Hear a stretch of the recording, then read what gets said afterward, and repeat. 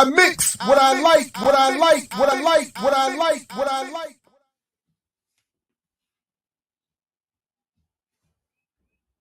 Hey, what's up, world? Welcome to another edition of I Mix What I Like right here on Black Power Media. I'm Jared Ball, joined, of course, by my main man, Geechee. Y'all, what's up to you, sir? Good morning. How you feeling? Good morning. Good morning. I'm feeling well. So I'm back in the States and in the country. So hopefully my Wi-Fi hold up and my grandmother don't come in and interrupt her.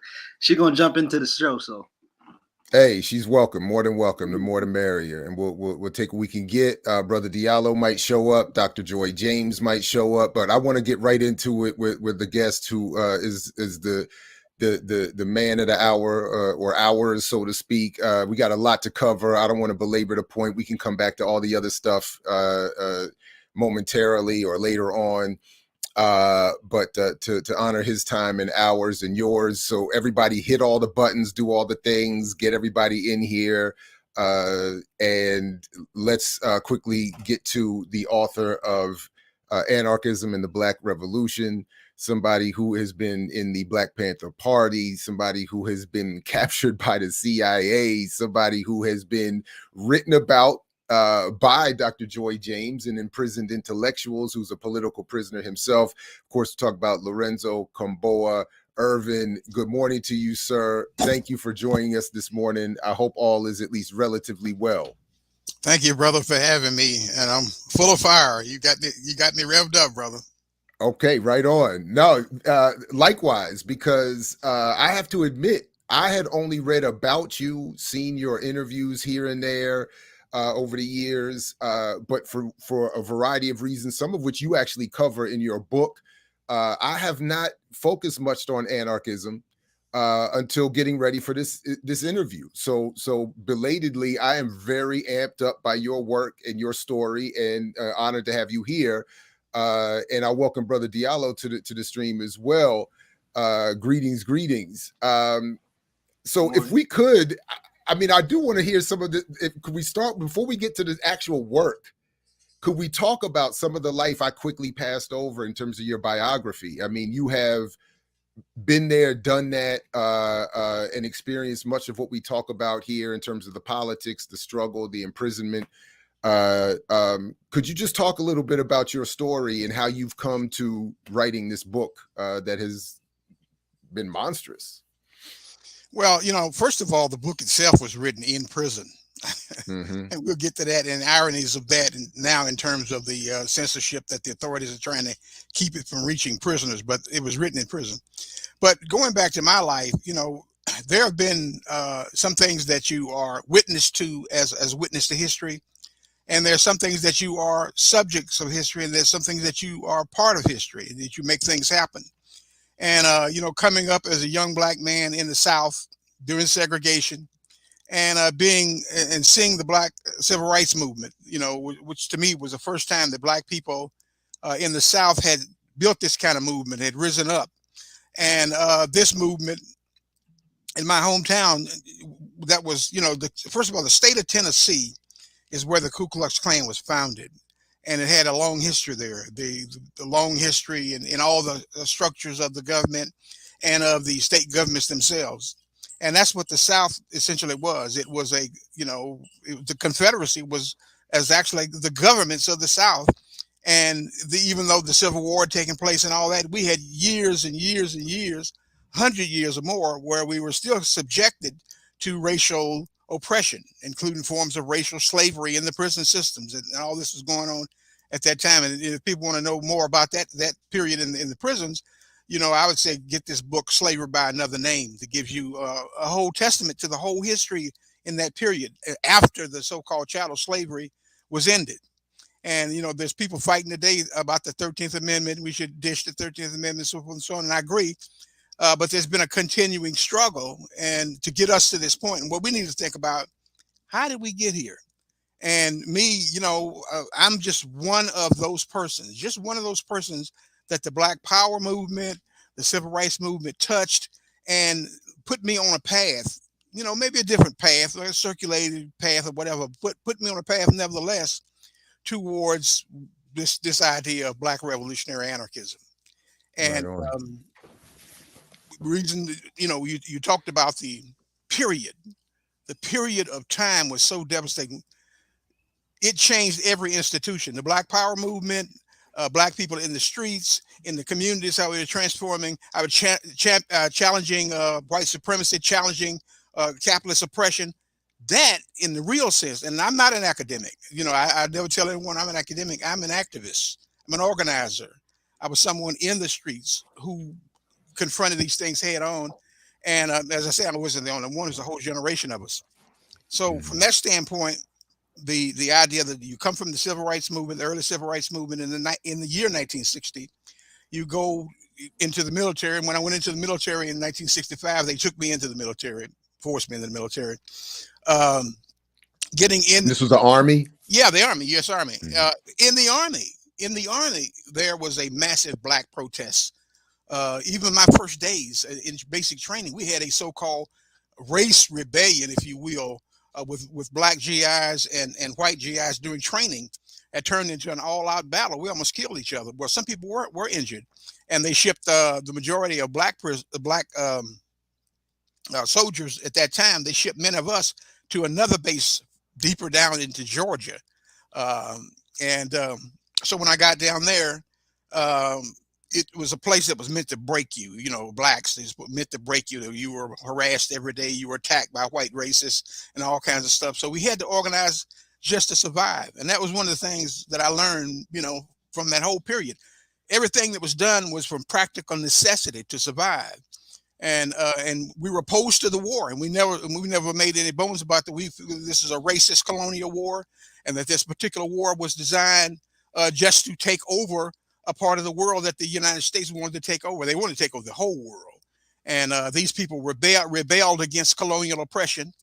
And I remember Snick had this thing about, the late Snick had this thing about, we should have more than one Vietnam. We should have everywhere in the world should be resisting the white colonial rule of the United States and of the Western powers. So this is the kind of thing that fueled my thinking at that time. And so in the Army, I get arrested.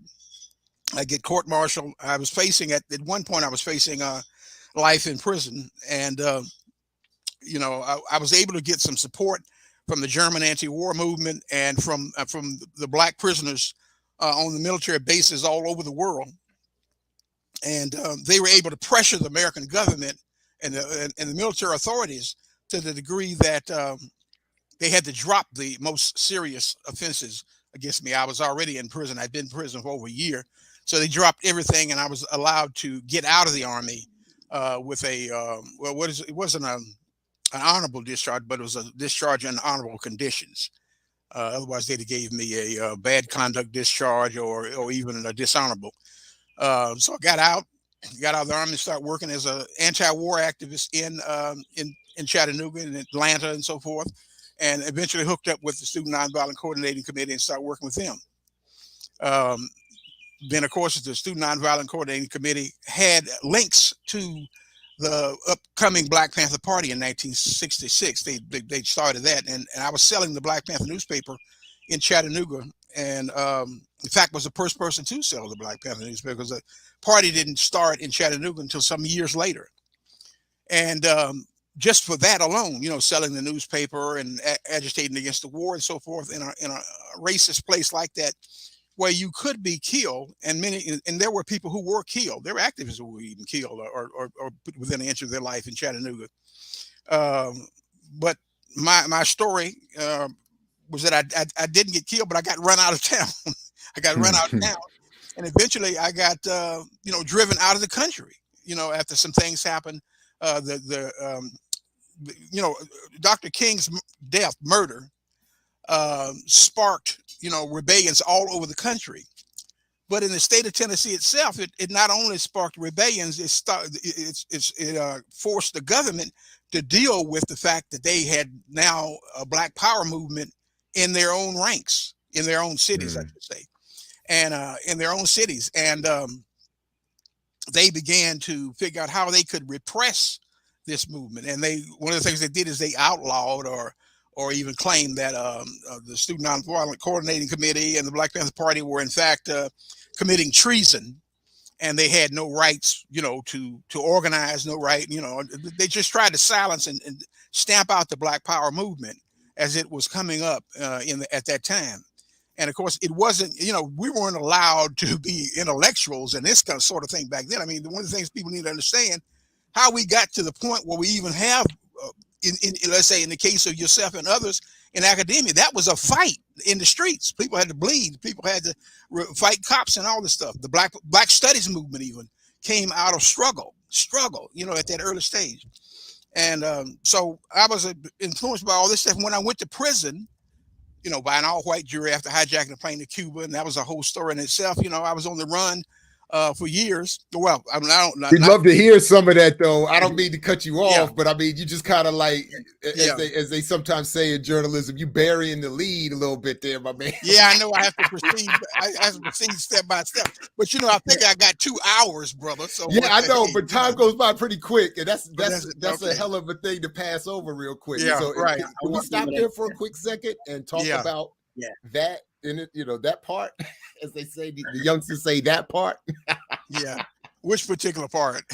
Well, you were talking about the hijacking of the plane. I mean, going to Cuba, all of that. I mean, well, what was that about? What can you say about that, and what happened? Well, I was hunted by the FBI during a period, after I was forced out of Chattanooga, and I refused to come to court and sit before a white so-called Black Power grand jury and be thrown into prison for the rest of my life at that time. I mean, you never know what's going to happen down through the years, but I'm saying at that time, I could have been put in prison. In fact, some cops that I used to go to school with long years ago, who told me, he said, well, I advise you to, make tracks, because if you go before that grand jury, if you will let them capture you, you'll never see the streets again. And you might come out in a box. He said, that's likely what's going to happen. You coming out in a box. And of course, 1969 is the period when when COINTELPRO really came down on people. Of course, we know that's the period when Fred Hampton was assassinated, but it was a period when a number of groups all over the country, a number of radical organizations and Black revolutionary organizations were attacked, and through a variety of means. And in my case, I was run out the country, and I went to Cuba for political asylum, and that turned out to be a mistake, actually, because there was some sort of beef going on with the Eldridge Cleaver wing of the Black Panther Party. He had landed in Cuba, and he was there at the time, and he apparently frightened the Cuban government by making them think he was going to create a Black Panther Party in Havana. And that would be a national security thing for the Cubans. They would be greatly alarmed about that. And because, a large support for the Cuban Revolution came from Black people. Mm-hmm. A lot of people don't know that, it was just, class of whites and this, that, and other. No, it was not. It was Black people they had the deepest grievances in the society from the colonial regime and from the military dictatorship. And they gave massive support to the Cuban government. But at this time I'm speaking of, they had given political asylum to Eldridge Cleaver, but he in turn had done some things that had provoked them. And one of the things that they did while I was there was they locked me and others up. So locked some of us up. And there's a brother named Brent, William Lee Brent, that wrote a book called Long Time Gone that describes some of this stuff. I didn't even know Brent. I had heard of him, but I didn't know him, and I never got to meet him in Cuba because they had us all locked up. But he did 2 years in prison. In my case, I didn't want to be in prison. I didn't want to, stay in Cuba, if I wasn't going to be given political asylum. And so they came and they sent me to, of all places, Czechoslovakia. And I never understood that. I mean, that's a European white country, and there were hardly any Black people there. So I thought. And when I went there, I found myself in the middle of a Russian invasion of the country. So all the stuff that people are talking about today about you know, in Ukraine. Ukraine. Yeah, that's essentially what happened in 1968 in Czechoslovakia. And by 1969, they were still there. They had 500,000 Warsaw Pact troops. And the Warsaw Pact was the Russian equivalent of NATO. And they had these troops there still in Czechoslovakia. And so they were the police. Essentially they were the police, and they were the army and so forth. And they forbade the Czechoslovakian government to control their resources, their government, because they said that they were selling out to the West, and that was a no-no as far as the Stalinists were concerned. Well, my being there allowed me to see how what this kind of authoritarian socialism was really like, and to have an understanding of how it would be if we were just fighting in the United States or anywhere else based on the principles of state socialism. The creation of a bureaucratic party, it turns into a dictatorship. They themselves call it a dictatorship. They call it a dictatorship of the people, but a dictatorship of certain people. And the masses of people were in fact under domination. Well, I saw this, and this turned my stomach. And also at this time, I realized that the Black Panther Party had been infected even by this kind of politic. That it was the political theories of the day. It was the radical formation of the day. So it's not surprising that most of the left would be dominated by the Russian model.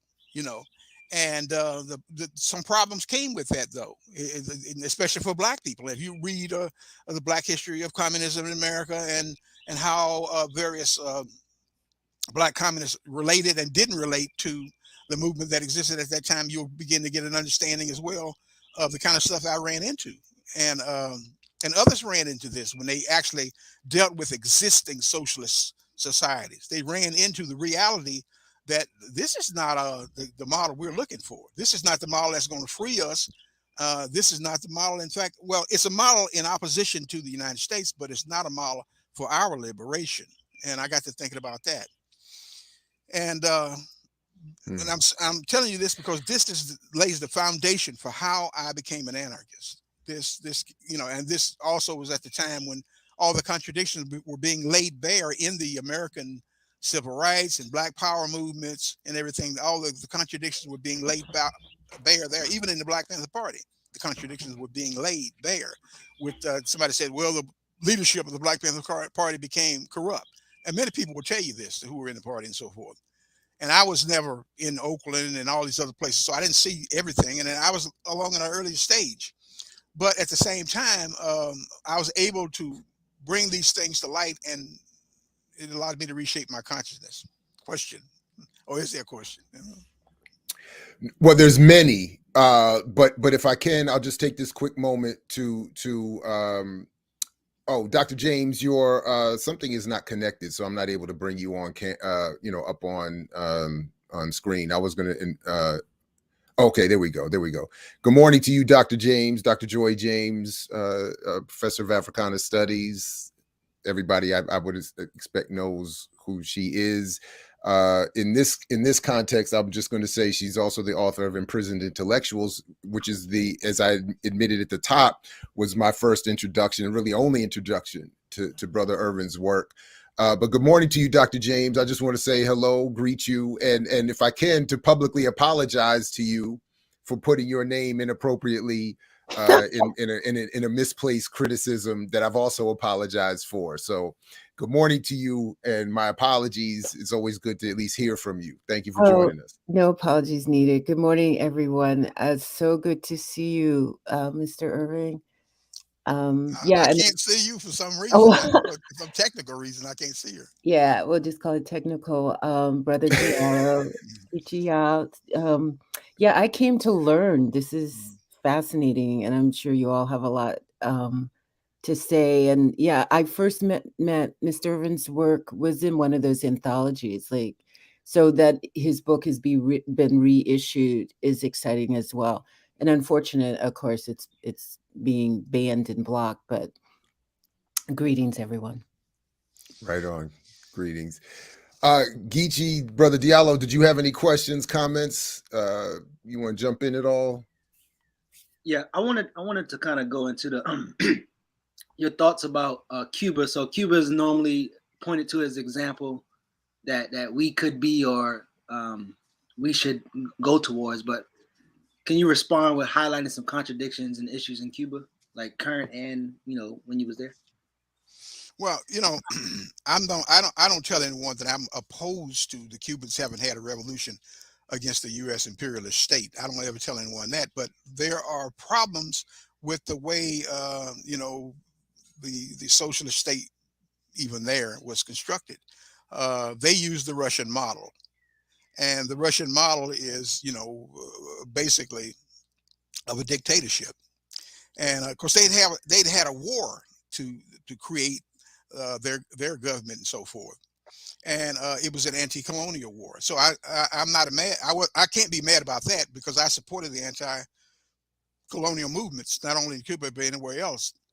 But if you looked at it can't be a model for us in the United States for a number of reasons. One reason is if you logically think about this, the United States is an advanced capitalist country, technologically and so forth. And Cuba is a third world country that their development was kept back by a succession of dictators and the United States government. They claim they didn't have a colony, but effectively Cuba was a colony of the United States. And so, if you just take the contradiction between the size of the United States and the structure of the United States and the way it was created, it's a source of pride to look at a country like Cuba and say, well, they threw off United States rule, and the United States has been after them ever since, trying to destroy them, and they haven't been able to destroy them. But the reality is, in the United States, we have to think about a different kind of anti-colonial path, or a different path towards our liberation. And I think that I'm not here to tell you that I believe that anarchism is the only way we should go forward. I don't know what the end result of all of this is going to be. I'm just saying that this is a path, this is an approach, and it should be available to us. We shouldn't reject anything outright that has our liberation in mind. It's just that we can avoid dictatorship, we can avoid corrupt leadership, we can avoid a great many things that have bedeviled our movement. We can even avoid cult of personality. We can even avoid cult of personality because in my own case, I've never projected myself as a leader or some cult figure. So it's important that even if we looked at it, that would keep our revolution or keep our movement at whatever historical point we're at, because this is a long-term struggle. This is a struggle ever since we arrived, and even before that, when the Europeans were making their attempts to take over Africa and turn it into a colonial enterprise, as well as giving so many slaves to the so-called New World.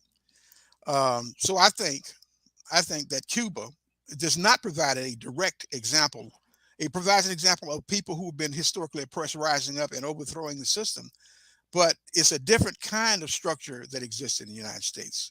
You've got not just a neo-colonial regime. You've had years where we've arrived at this point. We've arrived at this stage here. You had outright slavery.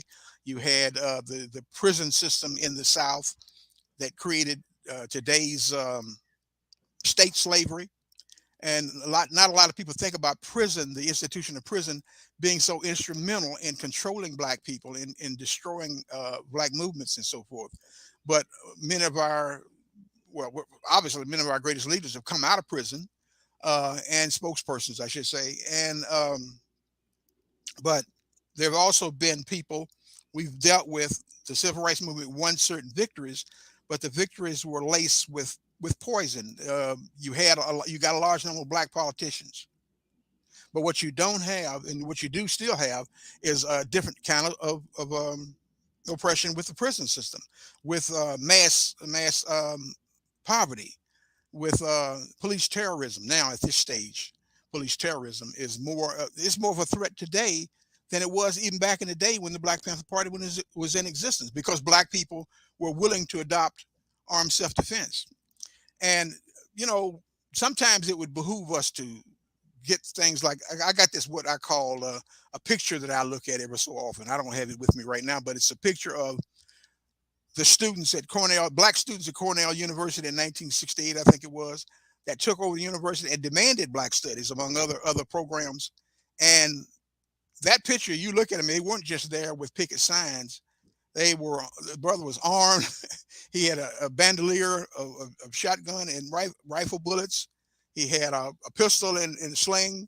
And this was how they were fighting the administration, demanding their rights. Now, he didn't come out of that situation and on a body bag. He didn't come out of that situation, going to prison. In point of fact, they won their rights. They won the right for black studies and so forth and so on to happen. So I look at these things ever so often just to give me an understanding of what it took for us to get here.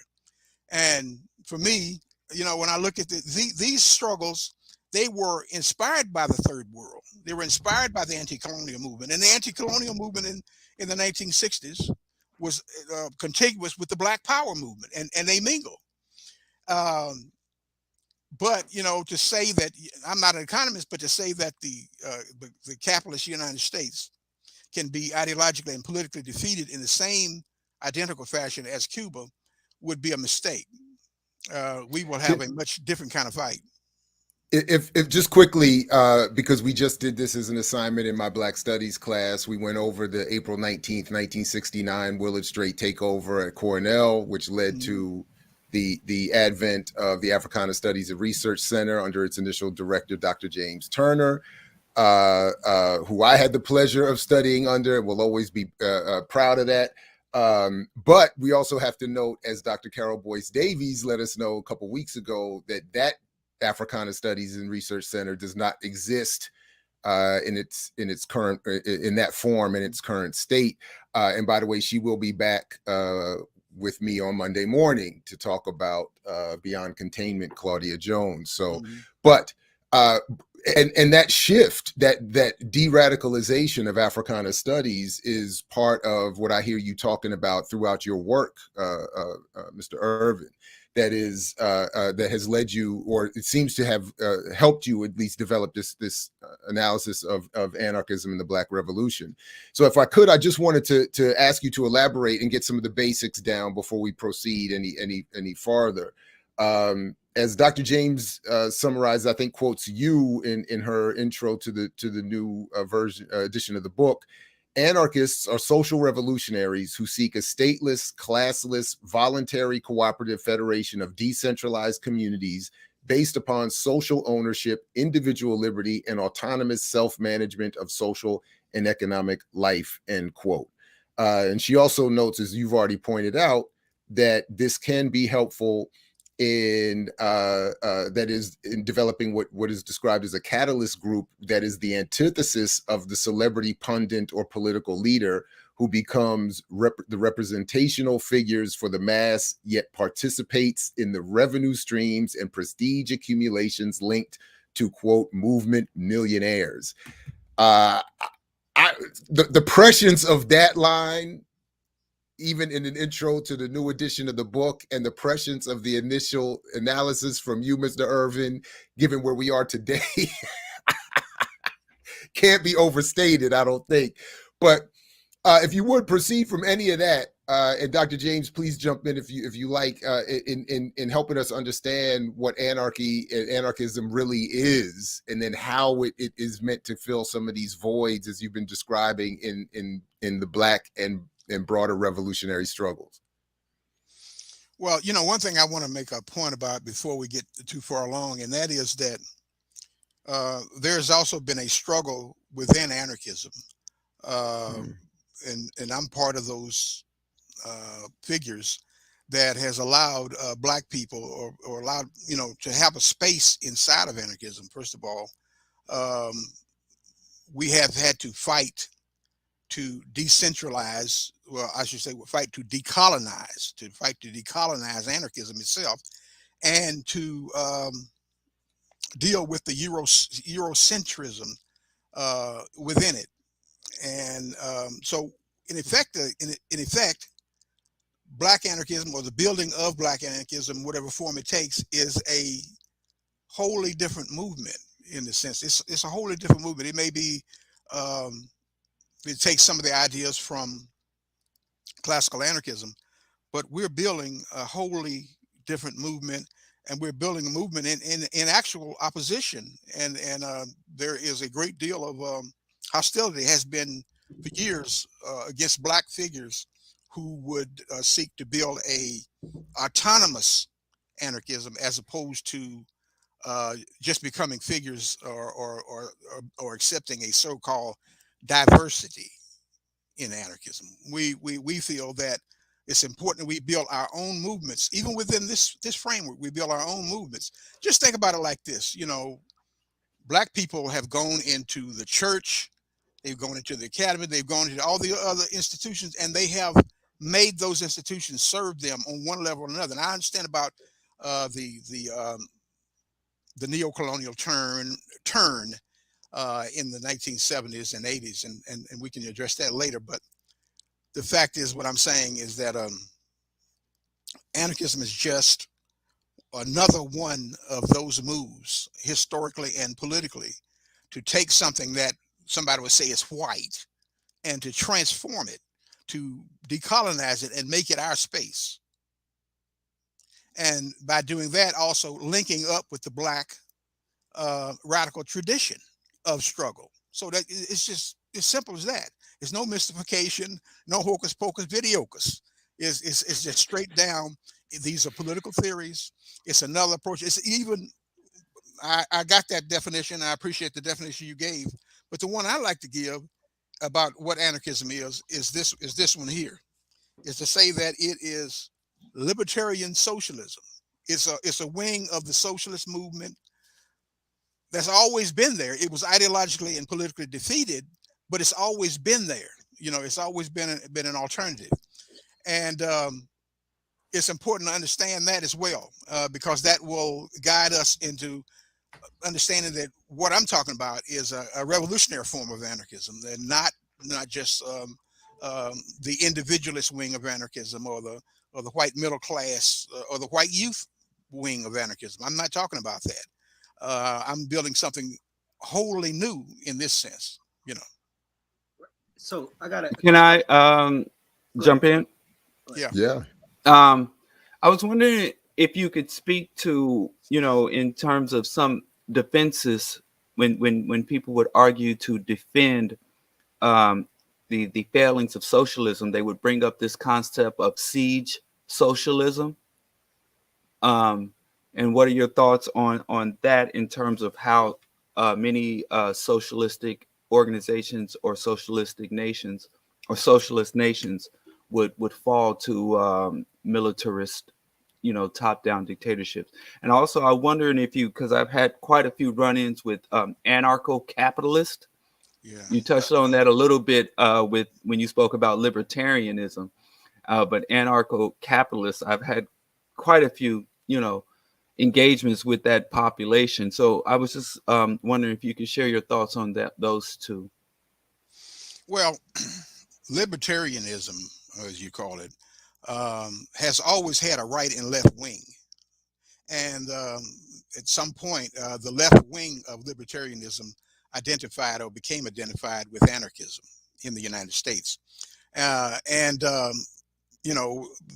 the line, you realize that C.L.R. James is recognized by me and others as the one of the fathers of libertarian socialism, or libertarian Marxism, as it was then known.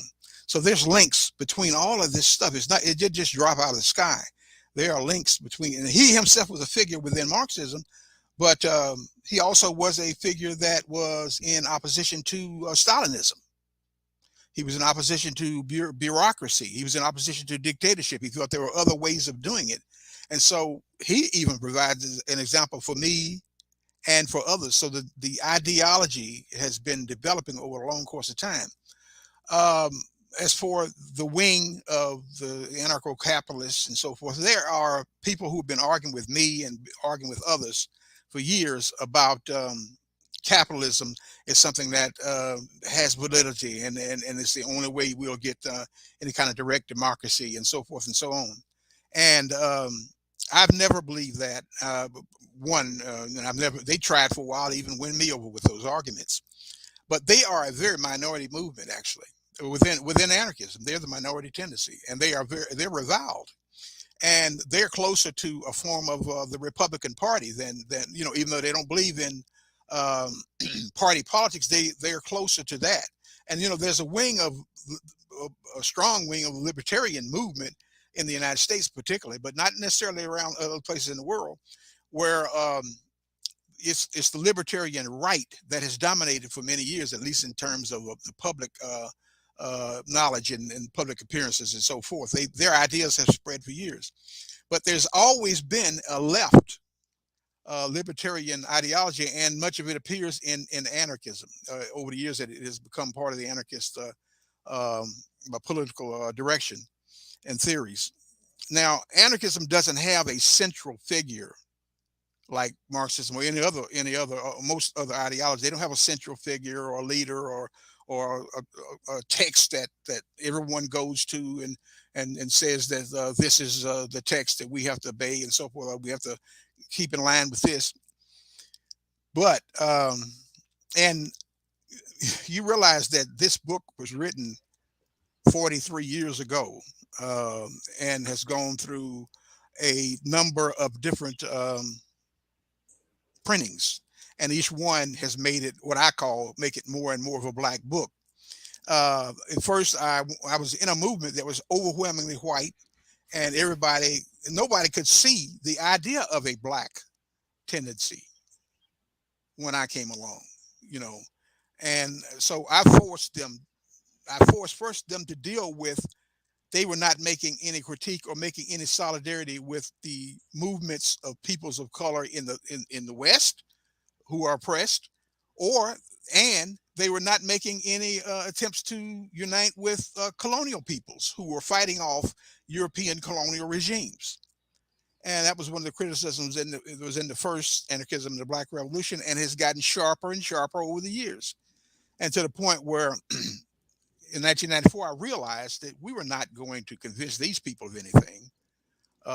We were not going. We did make a split within the ranks of the white anarchists between those who understood and from their standpoint created a semblance of a solidarity movement and an anti-racist movement, which had not happened before. They never before had ever.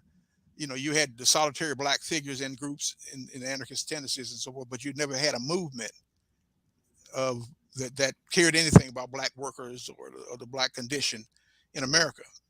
So me being a figure that came out of both the civil rights and black power movement, and I didn't look at it that way, but I took it to me to start writing about this, to start forcing them to even recognize, and especially in the 1960s and 70s, that the black movement was the foundation of all protest movements.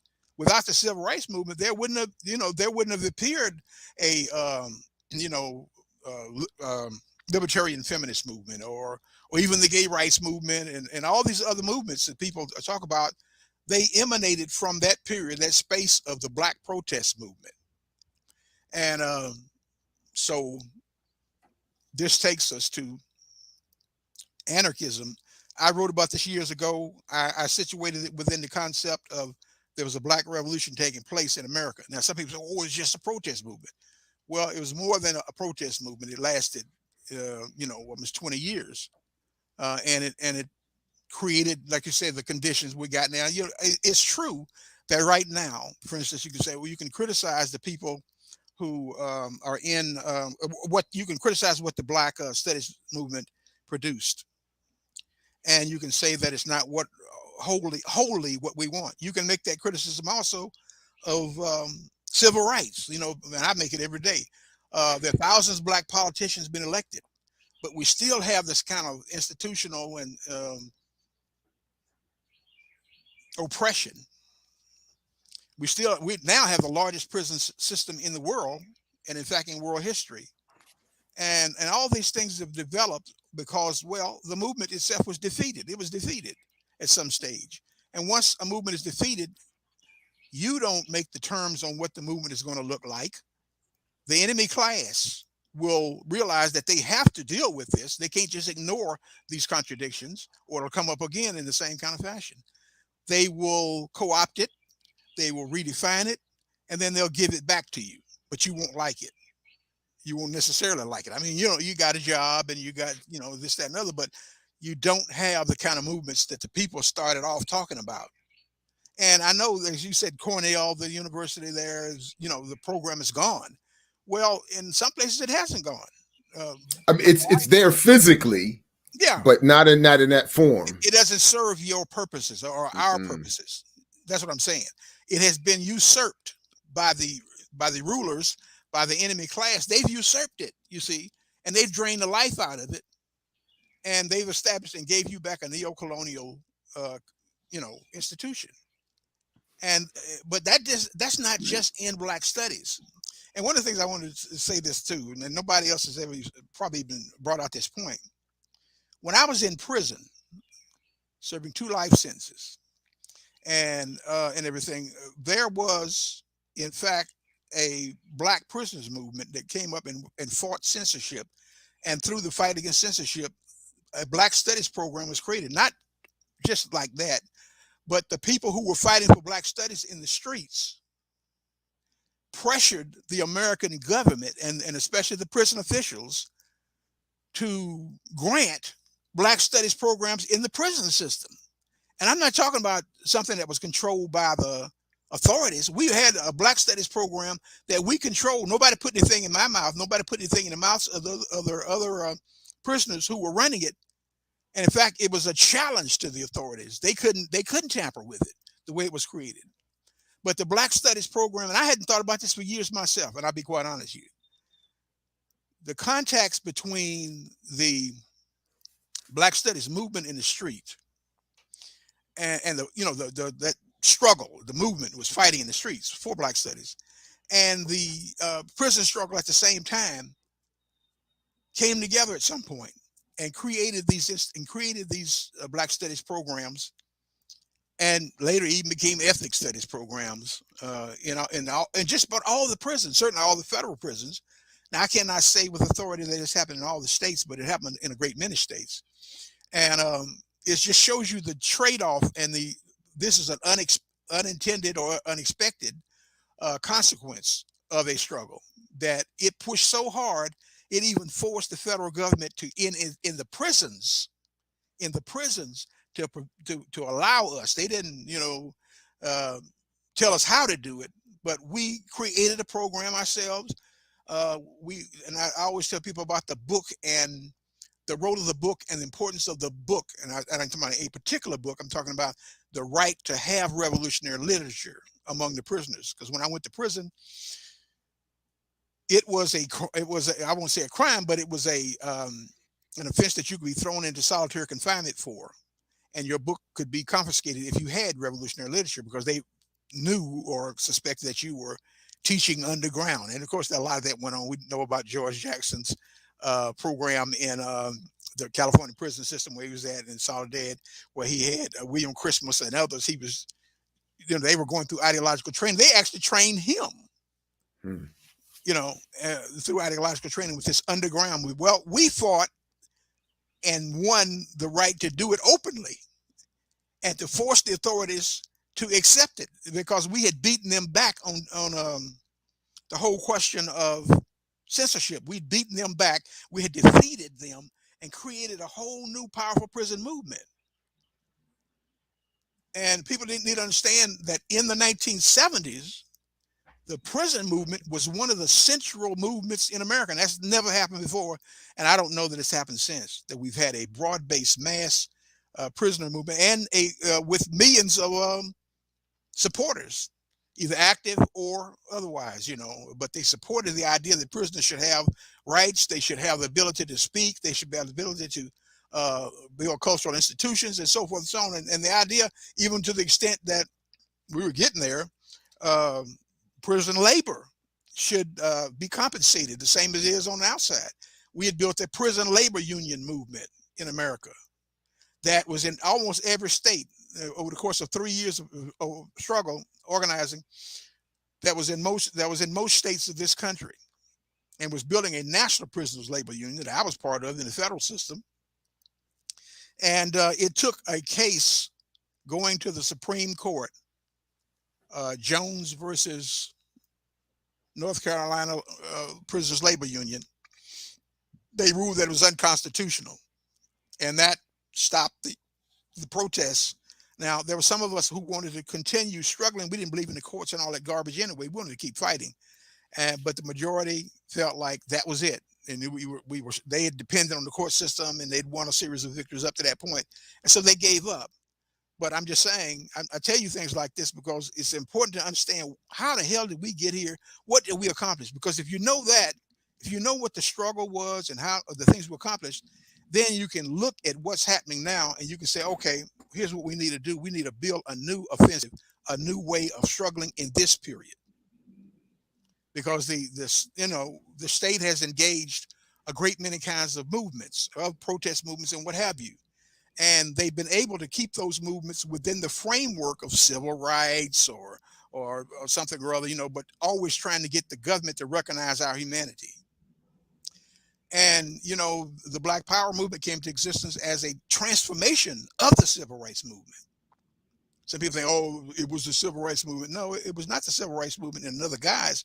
It was a wholly new movement coming in on a different historical plane.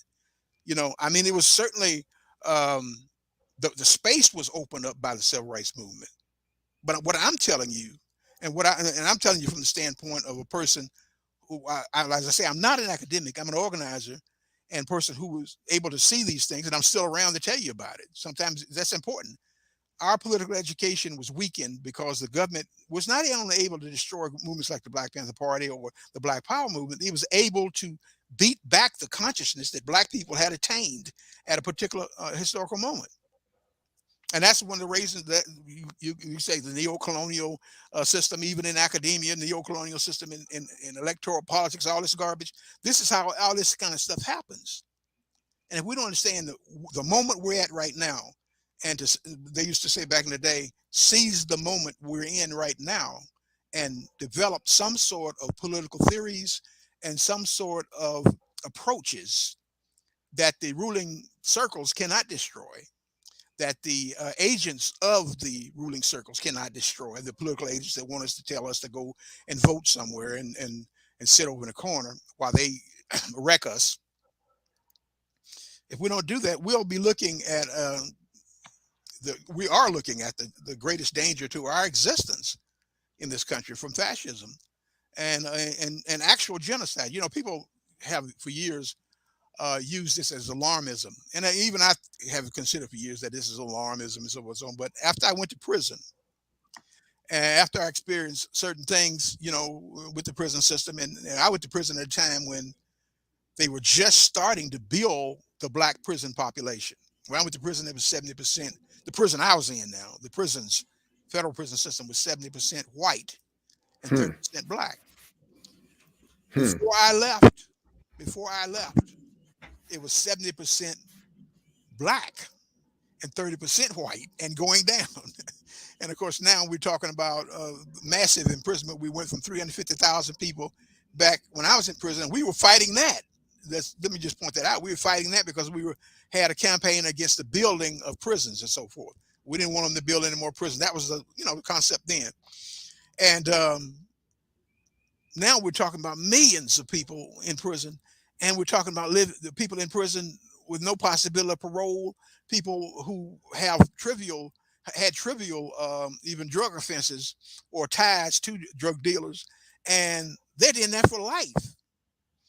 And we don't have a mass movement in this period to push. We haven't had one to push the government over the issue of mass imprisonment. That's one of the things that we got all these so-called pronounced prison abolitionists, but we don't have a movement, because without a movement, you can't make anything happen. If you don't pressure, you don't have the ability to pressure the authorities.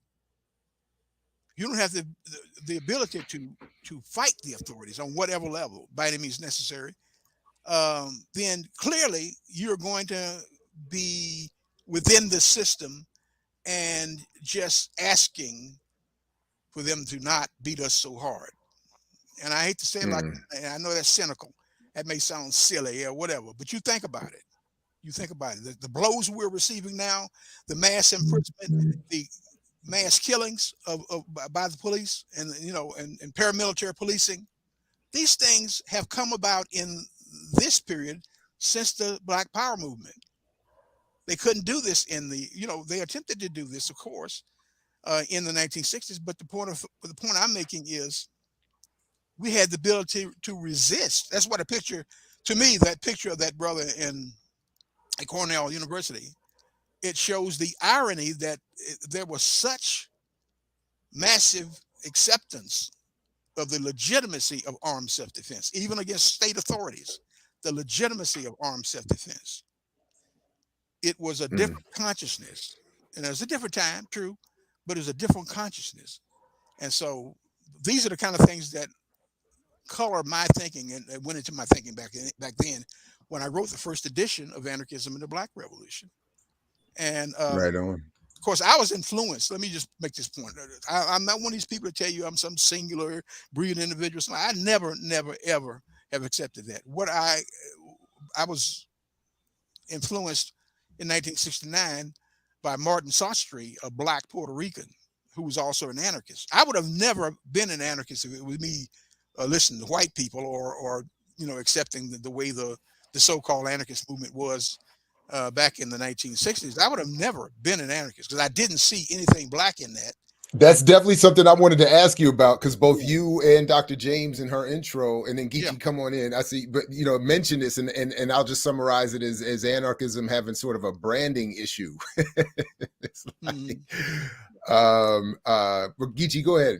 Go ahead. I mean, I definitely wanted Dr. James and Brother Lorenzo to respond to this. So you talk about season and time, and then you also talk about the Catalyst Group. And we know that the natural enemies are celebrities, but I'm curious how you feel about like the Black nationalist groups who claims to be the vanguard, and most of them seem to be really stuck on like a second grade level racial analysis. So how do you see them as obstacles of building this mass based movement? Well, I don't accept. Well, see, one of the things that made me into an anarchist, at least in terms of practice, was that I don't accept the whole idea of vanguardism, a vanguard party, a vanguard movement, and so forth and so on. I don't accept that. I think that all power has to be in the hands of the people, and that the people are the revolution. That's one of my premises. And throughout, and I don't say that we should just sit around and wait for things to happen by osmosis. I'm not saying that, but I'm saying that we're not having a revolution so that those who fought the revolution, who were in these organizations, can now assume power over the people. Every time that's been practiced in every part of the world, that has been a defeat. It's resulted in dictatorship. It's resulted in criminal activity by those in power.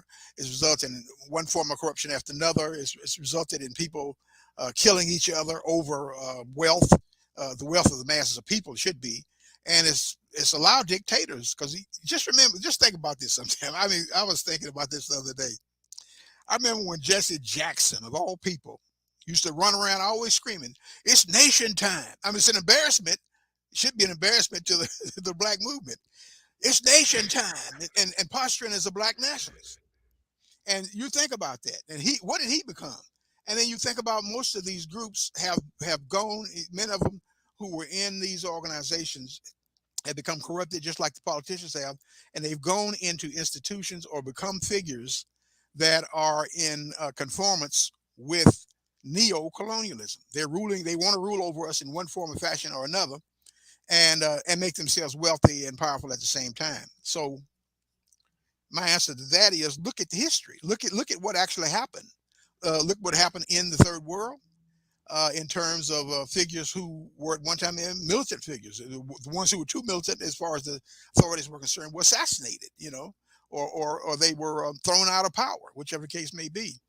And the people who took their place and the people who came in after COINTELPRO's plan was not just to destroy the existing organizations. That was part of it.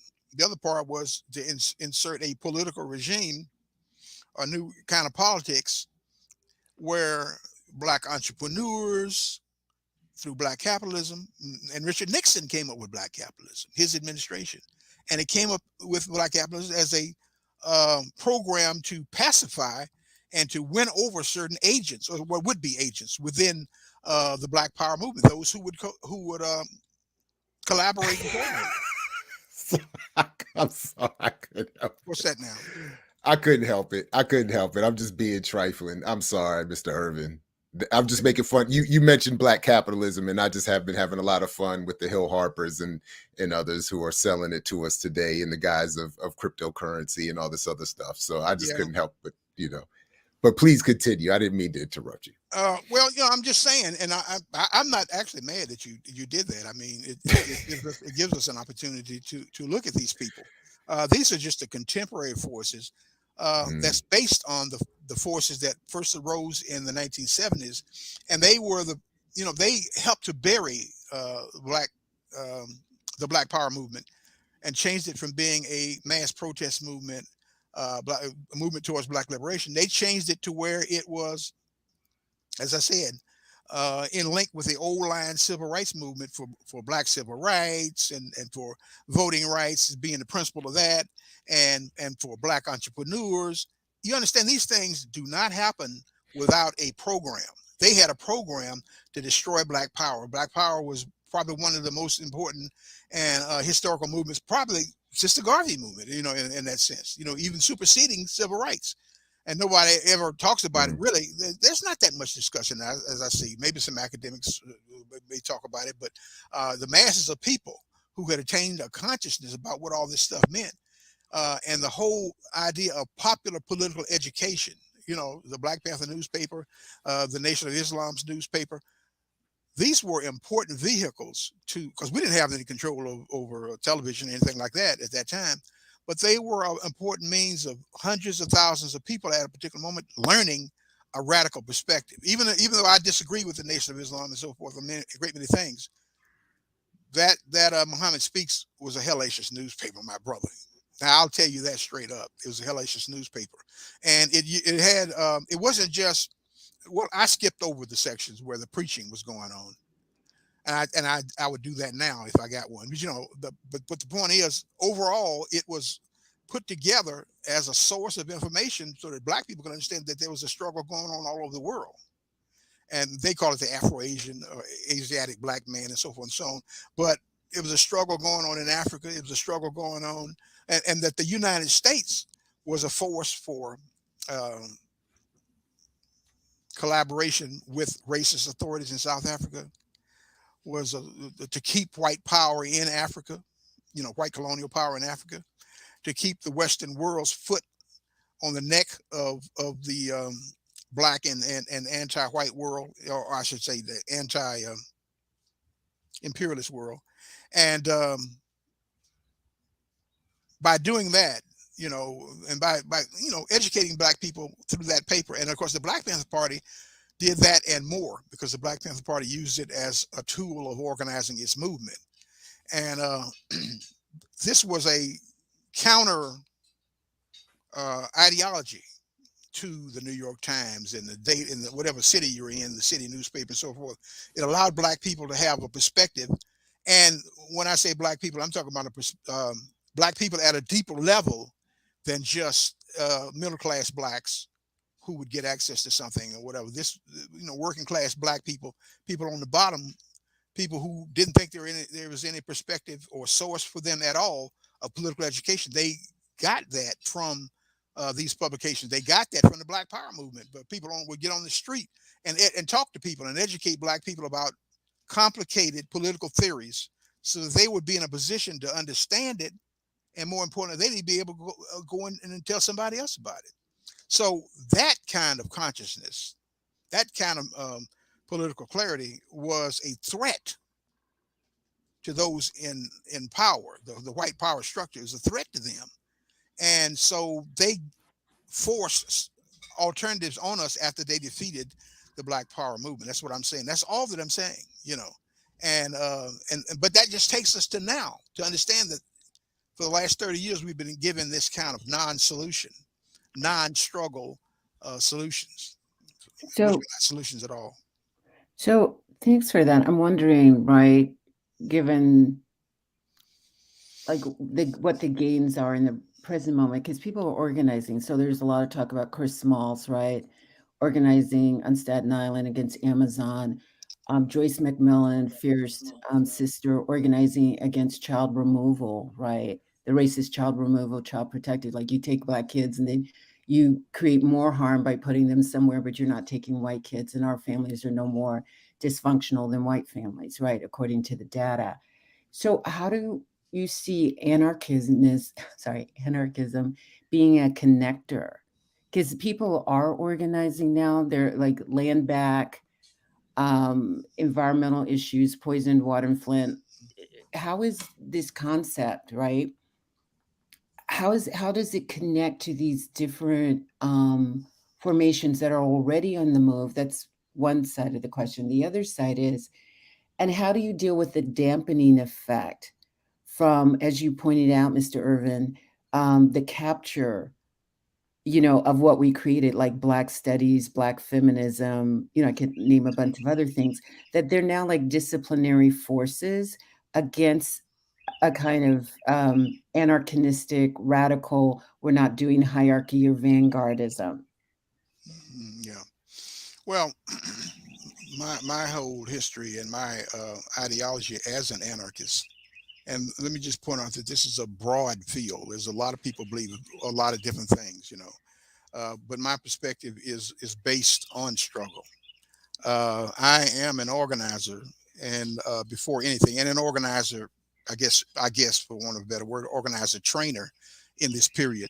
And my writings are designed not for me; they're designed and for someone to come along after me, or come along with me, whatever case may be, so that we can develop new theories. Now, this is new. I mean, to a lot of people, and I understand that, but being that it's new doesn't mean that it is something that has no value. And I think that we have to radicalize the movements we belong to. We have to create a new kind of radicalization, and it has happened historically. Now, I'm not a historian, but I can just tell you that, for those of you who do know history, you can sit down and in the United States, there's always been a protest movement. That's why we got this Black radical tradition, which goes much further than I even think that, and the adherents are saying. Um, we've always had nameless, faceless people many times who led struggles that took us farther than those in power wanted, or those serving power wanted. And that's what we have to do now. To me, the ideas of Black anarchism and the possibility of building a Black anarchist movement is to build a movement that isn't beholden to a political party. Since I don't believe in it, I don't believe in the Democratic Party or the Republicans or anybody else in that sense. And the kind of politics I'm talking about is autonomous. That's what it means. Autonomous, independent of all of that, independent of the society that exists. So you have the opportunity to also go beyond the cult of personality of individuals, and not build movements that are built to serve the leaders and not to serve the people. These are the kind of things. And, I was taught some of these things, and they didn't call it anarchism back then. Back in the day in SNCC, especially. Um, and having, seen Sister Ella Baker and some of these other speakers and people who organized SNCC and who had an interest in young people building a movement.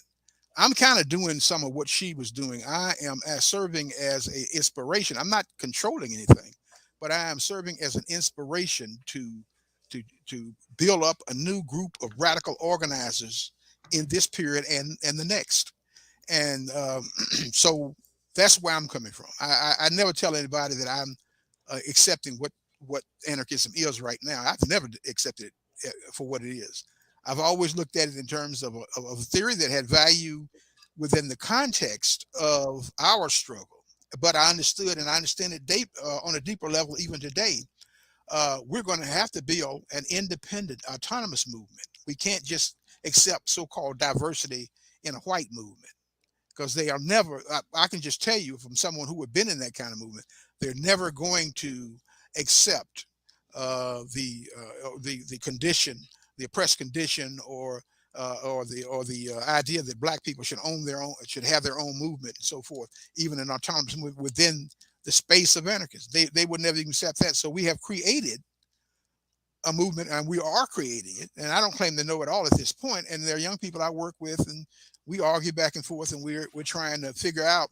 But there is the potential right now for a worldwide movement. There have been people who've been reading this book and who've been listening to some of the things I've written for years. And even I had no knowledge that there were people who have been distributing this book, Anarchism and the Black Revolution, various formations of it, various editions, I should say. They've been distributing in the prisons for years so that young black people can see it. And they have heard about some of the things I did when I got out of prison. I became an organizer in my hometown, fought police terrorism, all these things. So the whole history is out there. I mean, it's not like I've got to tell them something. I could disappear off the scene in terms of my mortality, and people would be able to understand it. And I hope that's the case through the book and some of the other things that I have set in place. But I knew that it would fundamentally take years to get down to people.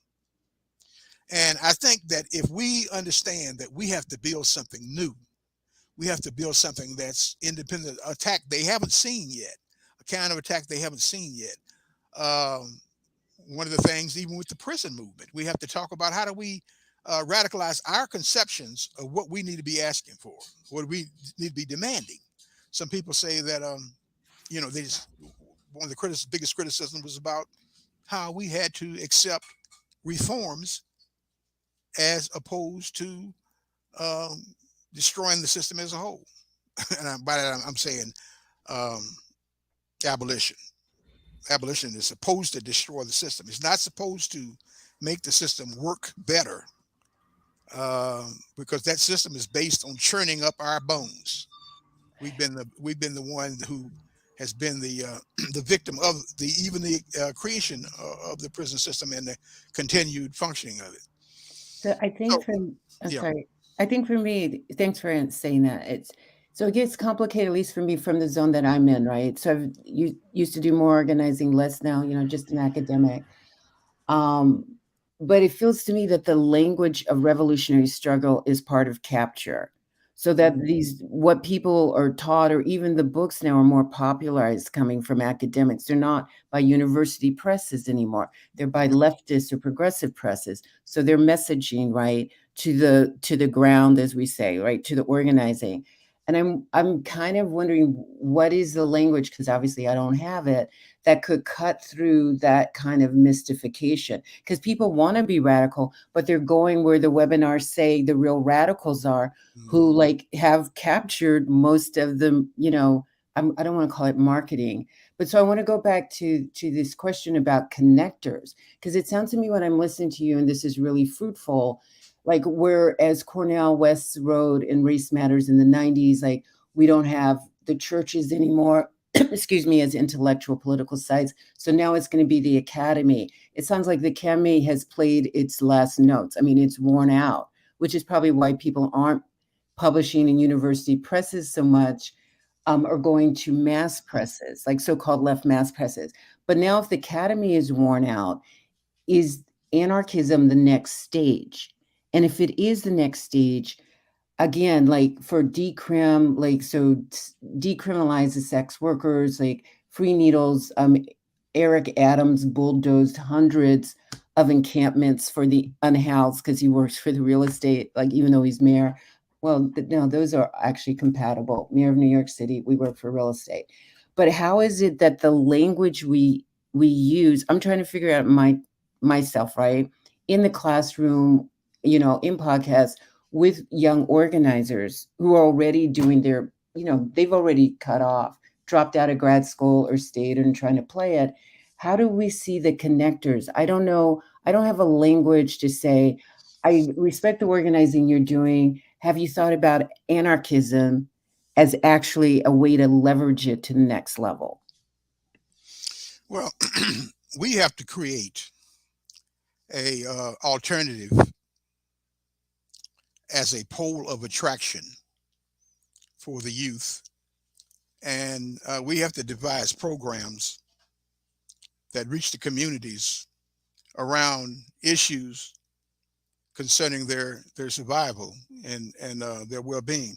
I mean, and I understand the government knows this, and what the government did back in the day was they used social service programs to usurp what the Black Panther. Whoops. I think Brother Ervin hit a wrong button. So let's give him a chance to come back and address. Wow, because he was really cooking too. So just quickly, Brother Diallo had to run. He sends his greetings to everybody. He'll be back next week. And this was not Mr. Ervin's departure unexpectedly was not done on this end. So we'll have to let me check with him real quick. But in the interim, Dr. James, I'm wondering if I could impose upon you a question, unless Geechee, you had something you wanted to bring up real quick. But in your intro to this latest edition of Ervin's book, you passingly mentioned, because there's a series of questions I'm hoping we can get to when he comes back, but that would I think help with this. But because he touches on a lot of different traditions in Black radical struggle, be it Black Marxism, Marxist-Leninism, nationalism, Pan-Africanism, sort of a straight approach to socialism, more or less, and then he just defines the various forms of socialism and anarchism. But you mentioned in your intro to this latest edition, again in passing, that you don't always agree with everything that he puts forth. I have a couple issues that I would like to raise with him, or questions, just where I feel like I disagree. But were there any off the top of your head that you could just take a moment to share with us, that you thought you would want to ask him about or raise with him?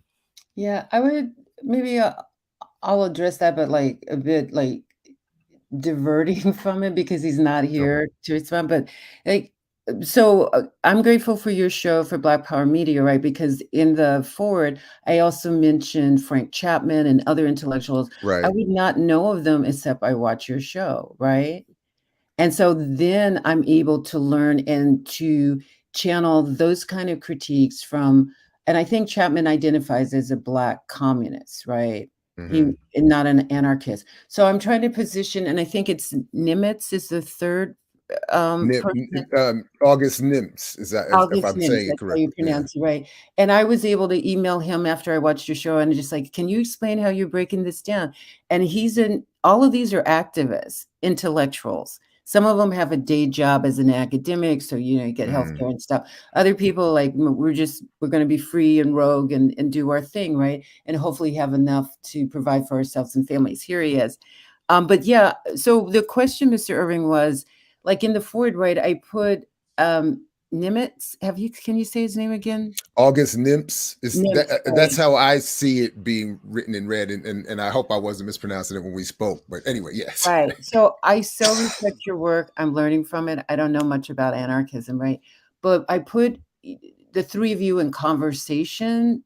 Chapman, who was, I think, incarcerated for 8 years and is now heads the National Alliance Against Racist and Political Repression in Chicago, right? Nimitz, who was an activist, international activist for years, and now is, I guess, at Wisconsin. I'm not sure, but I'm wondering how you see your peers. And I guess this is what I was curious about, because I'm going to leverage or talk about anarchism much more. I don't fully understand it, but I'm wondering how we're in dialogue with other Black radicals who have not, quote, sold out. I've missed a lot here, obviously. If I Sorry, I was just what prompted that was I was in when we were trying to get you back on. I was just asking that in passing, Dr. James mentions that she doesn't always agree with everything that you've said. I have some questions I'm hoping to get to. So it was, I think, in her way of trying to, since you weren't there, just ask a question about the various trends in Black radicalism. So just a little bit of the context there. Sorry if that didn't help enough.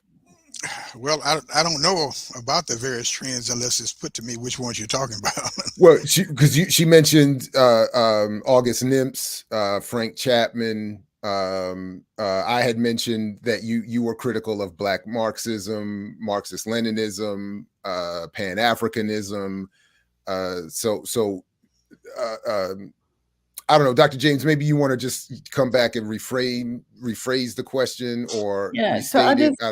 I'm gonna take it in another space. So, I'm looking at retirement. I'm talking to my friends I was in seminary with. It's multiracial, older white women.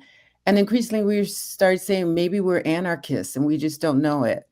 And so we're trying to figure out, because we didn't organize the way you did, right? And we didn't suffer the way you did. But from our zones, we know that nothing is working that we believed in. Like, okay, we're going to vote, we're going to teach, we're going to go to church, we're going to tithe. Like, those are all quote good things, but they were insufficient. They are insufficient. So then to entertain, and I don't know if that we want to be comfortable about entertaining the thought of becoming anarchists, or like, how does that even work? But I'm always thinking increasingly about connectors, because there's a lot of organizing in different sectors that we respect. I mentioned like get our kids back out of foster care, decriminalize sex work, housing, land back, etc.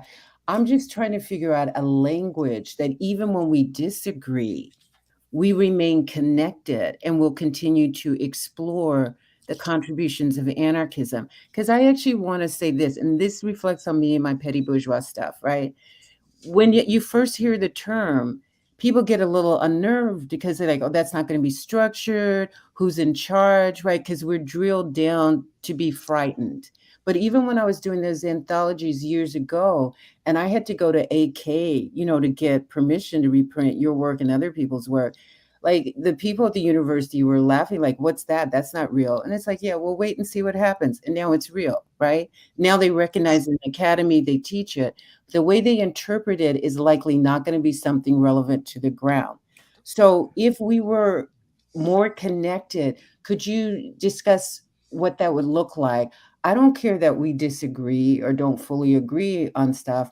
I'm just trying to figure out how to become more connected so that we can share critiques.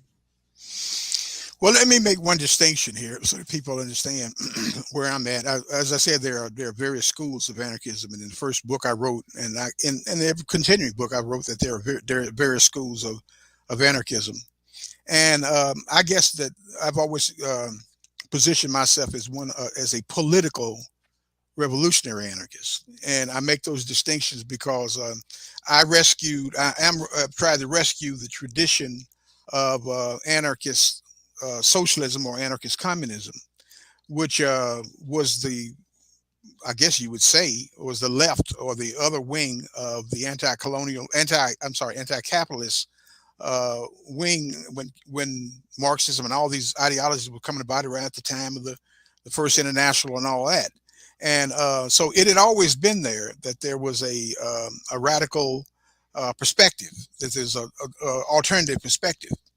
And so I don't accept this idea that, that people become anarchists just because by osmosis they gravitate to it and so forth. So I've always been one of those that say there should be a hard movement, class-based movement, in fact.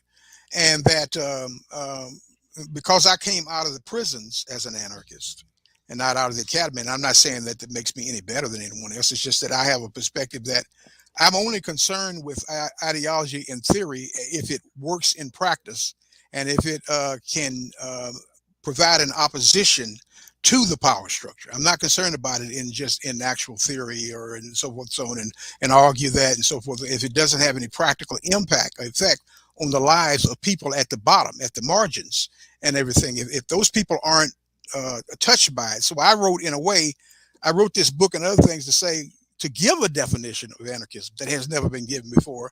It's my perspective, but it's based on my study as well of previous anarchist movements and previous figures and so forth that people agree on. And so in creating a black anarchism, what, for want of a better word, I've never really called it that. It's what it is. I called it black autonomy when we created an actual formation, the first kind of formation of black activists coming along. And I had no idea how all of this, the book, and then, the creation of black autonomy would years later come down to where it's influencing the thinking of people now. It will take off like a shot if we do anything to organize it. In terms of what I say in organizing, I mean, if we create some sort of a space where people can expound their ideas and so forth. Everybody is going to have a different kind of thing. I mean, there was a radicalization in 2015 of black anarchism that came about when, now you got the libertarian socialist group, Black Socialists in America. A lot of people don't even know they've never heard of them, but I hadn't either, to be quite honest. But they credit me with helping them come up with their theories and their concepts of libertarian socialism.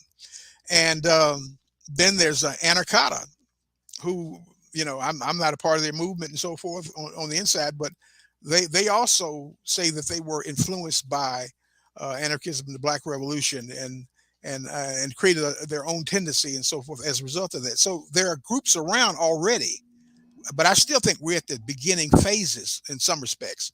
We're at a phase. Well, this is the second wave of black anarchist formations that are coming about, and there's a broad spread cultural interest in black anarchism. Now that is there, but nobody has thought or seen, may not have the ability to take it to a further level.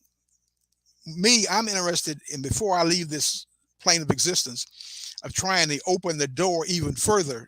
It's a crack now.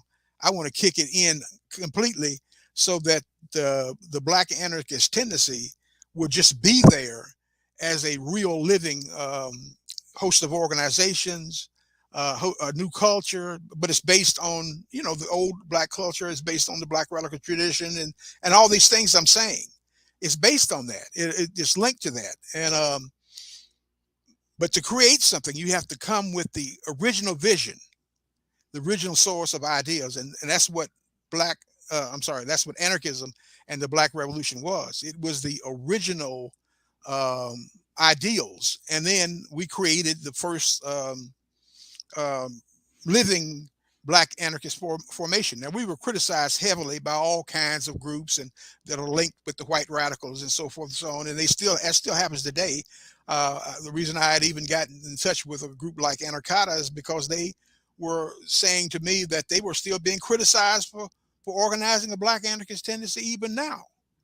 And to me, I find that deeply disturbing, and it just fills me with rage, and but it also fills me with commitment to help build a broad-based movement. Now, I'm not trying to control it. I don't want to. I won't even be here long enough to do it if I wanted to. But my thing is that, we need to reach young black people. We need to start talking about, new forms of politics. We need to critique what's going on in the past, but we also need to lay out a formation and lay out a program. I called it something back in the day, back in when I was with Black Autonomy, I called it Let's Organize the Hood. And it was a program designed to deal with the condition of black people who were on the bottom, but also survival programs. I mean, I don't claim to be a soothsayer, but I'd seen a day coming in where if we didn't control food production, for instance, if we didn't control or have the ability to create programs where in the cities where we could feed ourselves, we could house ourselves and so forth and so on, we would be facing a wipeout, a genocide. And I also take solace, and I take the programs of the Black Panther Party. And they had 38 programs. It's important to understand 38. Some people say it was as many as 50. I don't know that, but I do know that many of the programs that were taken for free food, free housing, shoes, and whatever, as well as programs to build another economy inside the United States. All of those things are important.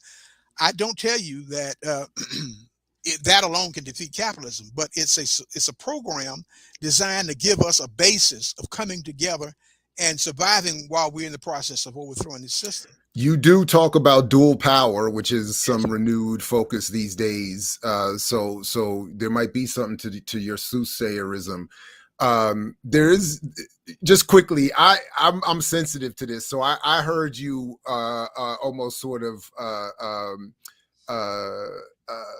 what I feel like often happens when you want to balance the mention of rage with to make people feel comfortable by coming back to redefine it with commitment. And I just would want to say that for me, rage is commitment. So like, yeah. I don't want to. I love hearing that.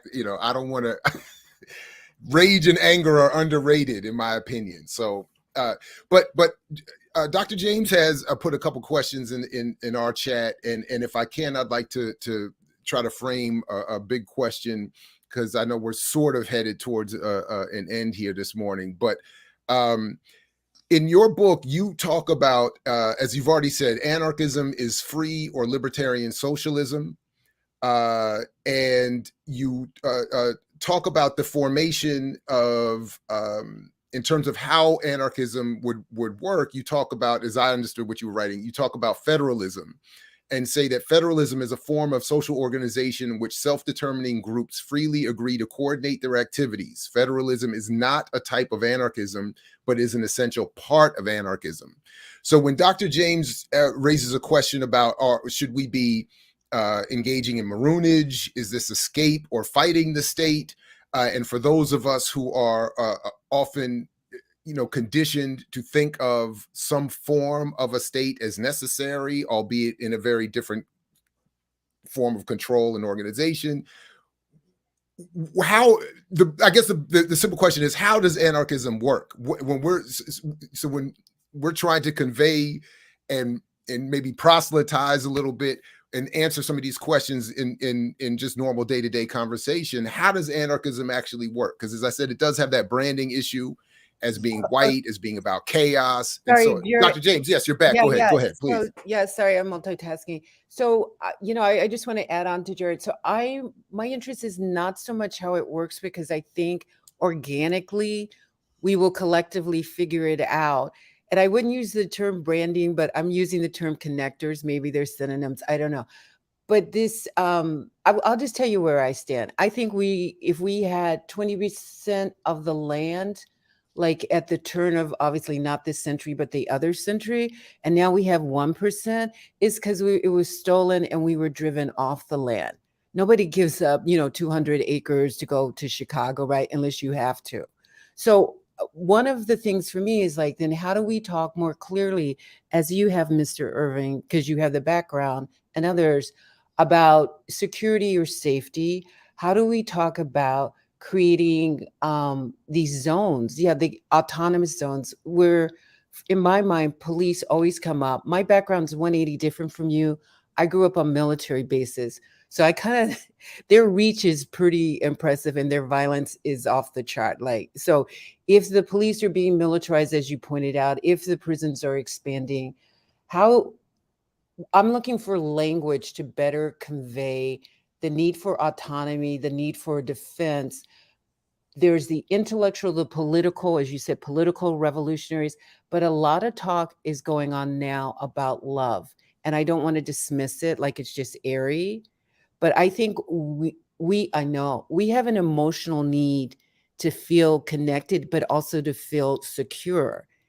And we've been conditioned through terror not to take risk into, political programs, because we've seen, Fred Hampton, as you mentioned, we know our history, even if we don't want to pay attention to it.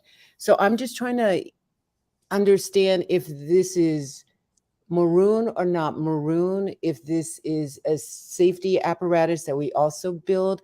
Is this based on land?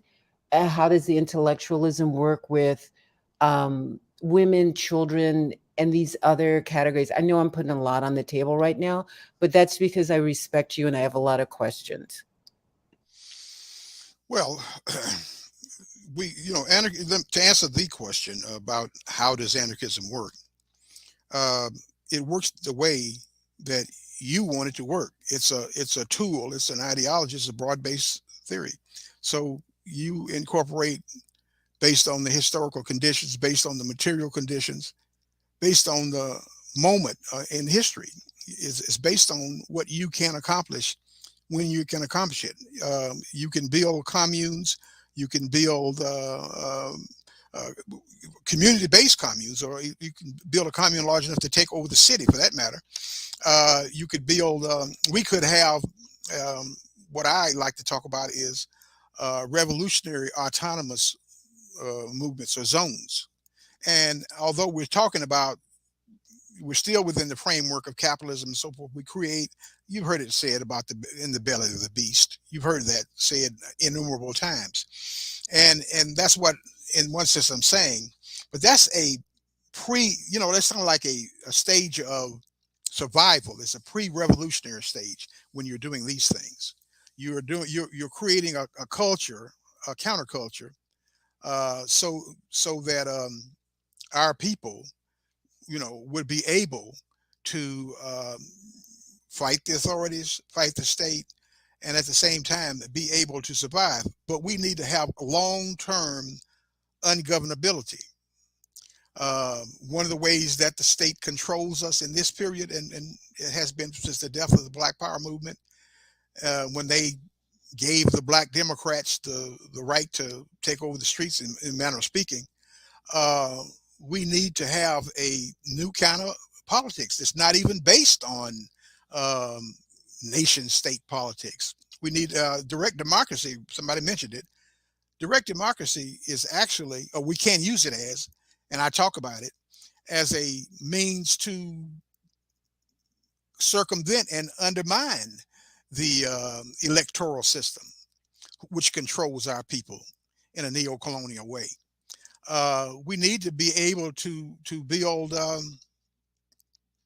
urban um, direct assemblies in opposition to the actual running of the government, or the governments that exist. This is the kind of thing. These are organizing projects that we could build on on a short term and a long term basis. But at every stage we deal with these people, we will have to push our agenda, which is the utmost to us. It's the ultimate agenda. Our agenda has to be able to push that. We won't win everything in the beginning. We may not be strong enough, but we have the fighting capacity.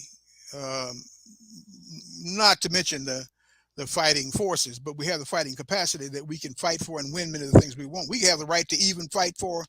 And you hear the term expropriation. A lot of people think it means just going in with guns blazing, you take over. It doesn't necessarily mean that. It means that you build a capacity among the masses of people that's strong enough that you can demand that we get the resources from the fake taxes, and all this other garbage that the government uses to wage war and to put us in prison. We take that money and use it for the mass of people. Now, these are not this is not the revolution. It's part of the revolution. It's part of the new struggle that I talk about. We have to rethink things right now. I mean, the fact that we've allowed the government to use the drug issue to wage this drug war on us, and not even have any kind of thing. I don't believe in the United Nations, but the issues around it, the drug war and mass imprisonment and all these things, they should be taken to the international level. Brother Malcolm talked about this all the time, especially in his later stages of his development. He talked about utilizing an international institution or a period to raise the contradictions of Black people, raise the condition of Black people to the world. And we don't do that, we're still trapped into thinking that the United States government itself somehow is going to grant us something, based on just a belief that they should respect our lives. They haven't respected. Oh, but hold up, we're about to get those reparations, though. I know you love the concept of reparations in your book, and there's a lot of push and a lot of optimism that federal government that you would just be a little critical of there, Brother Ervin, is going to drop us some checks. Yeah, I know there's a certain wing of people that believe that, but the thing is, those people, some people believe that it's possible to create a black capitalism in America, and that we're going to be free as a result of that, and that's their motivation. I'm not slandering people who do believe in reparations. I'm just saying, understand that is a important focus for some forces, that they believe. You'll get a lot of pretty middle class black people that'll support the idea of reparations if it means that they're going to receive some funding to create businesses, or to create, which is how they co-opted Black Power in the first place.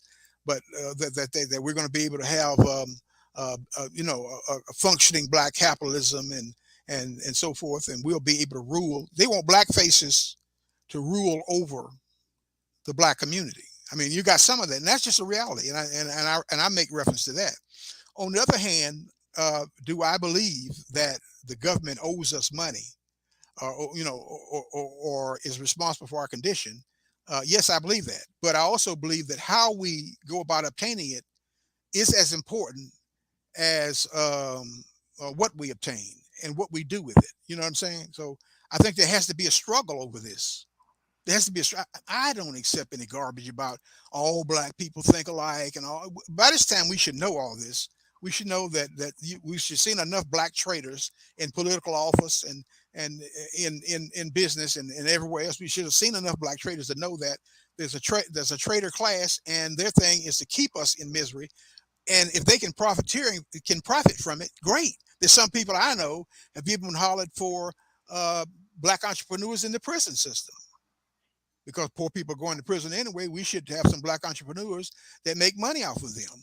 You see what I'm saying? So there's that kind of thing. There's that kind of treachery and by these comprador Negroes. And then there's I had never seen that before, by the way, either. The Negro Z that I know you wrote it. I had never seen it before anywhere else. The black bourgeoisie, the niggerati. I've heard all of this, but that was the Negro Z was new to me. Read Blackonomics by Claude Anderson. Read Black. He makes a reference to it in there. Does he say Negro Z? Because I have read that book. Well, he didn't say Negro Z. He just said black entrepreneurs. Well, that's what I'm saying. Okay, that's what I meant. The term me, that's Negro the same Z. thing, Yeah. No. But I'm just saying. I have a whole other critique of Claude Anderson. But and somebody tried to compare me to him. Negro Z. Somebody tried to compare me to him, and that was a contradiction I brought out at that moment to silence that. I'm nothing like him. I've never worked for the government. There's no I don't believe in the government. Man, it's not. You can't read Anderson and you and be confused into thinking there's no similarity. In fact, as you point out here, and I was being light about your reference to reparations. You say you believe that the demand for financial reparations has to be subordinated to the overall struggle for liberation. That line alone separates you from Anderson. On the next page, you say that it's important to dispossess the rich, the same as in any revolution. Again, 2 sentences alone separate you entirely from Claude Anderson and that. Anyway, but I think to be fair, Claude Anderson is very similar to one of those cool pastors. So when you talking to revolutionary concepts to black folks who are in the church, they always kind of say, well, my pastors say some things like that. So I think Claude Anderson is that person that they try to pull everybody together. But I do have this question. Sorry, just to answer this question really quickly, please just go find the video on the channel titled Wrong. And you can see all that's it right there. Sorry, go ahead. I like to see that myself. I'll send it to you and get you, and then you could come back and offer your criticisms of that. And Dr. Anderson would be welcome too, by the way. But anyway, go ahead, Geechee. Sorry. No, so there was a part in the book where you you mentioned, and I know we are struggling around language that's not ours, and concepts that might even mean the same thing. But there was a point where you said that it's a revolution and we need a people's power instead of political power. So I wanted to kind of get your thoughts about what you thought or what you think political power is, and then also pivot to Jared and see if that's the same definition that Jared had for political power, which he thinks that we need. Well, let me say, as an anarchist and so forth, that I don't accept power, whether it's electoral or whether it's imposed, from above, or if it becomes, or if it's a revolutionary struggle that becomes corrupted. I think those things are different. They're on the other side of what I'm talking about. I think that a people's power is where the people are in control. The struggle is fought for the people. The recognition is that it's the people that are going to make the revolution, not a central group or a vanguard organization alone. That's one of the critiques I developed from the Black Panther Party and from reading about the struggles that were developing in Africa. Even there was a stage of glory where they threw out the white or European colonizer.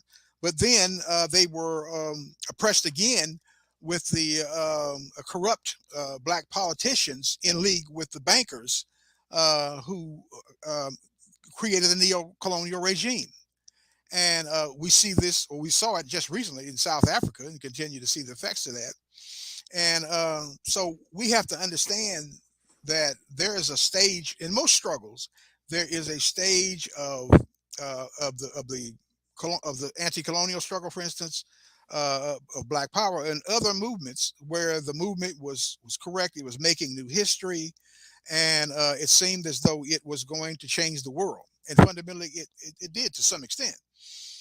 The problem was the contradictions built into the movement about power, contradictions built in about leadership, contradictions built in about cult of personality, and all of these things serve to undermine the movement. And this has historically happened. I mean, that's one of the things that happened with the Haitian Revolution, the first Haitian Revolution, to overthrow the slave power and defeat France and Europe. Ultimately, a corrupt class came in, and those true believers who believed that the people should have power and that the revolution was fought for the majority of people, not just for the leaders, those people were killed. And and the people who took over afterwards were about enriching themselves. And so that's one of the things we need to understand as well. That's one of the reasons why I'm an anarchist, because I have a understanding of that. We need a mechanism in the revolutionary movement, whatever the form this revolutionary movement takes. We need a mechanism where the leaders are subordinate to the people, not the other way around.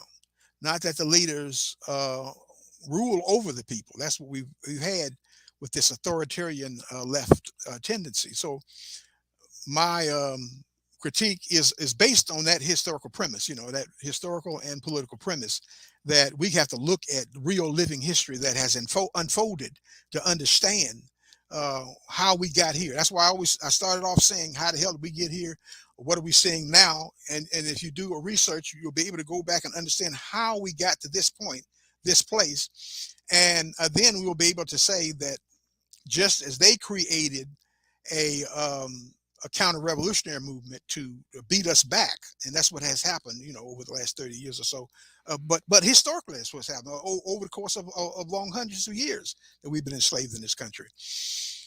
We have to understand that this is a long-term struggle. We can't look at it. Some people say, "Oh, well, we're the only people on the face of the earth that we do this, we do that." No, other oppressed peoples have gone through what we've gone through. They've gone through hundreds of years of struggle. In fact, we're not the only Black peoples African peoples on the face of the earth that came from Africa in the slave ships and were put, in the New World and so forth. We need to understand now. I will tell you this, I don't have the fundamental understanding, or I should say, I don't have the fundamental disagreement with Pan-Africanism in the standpoint of,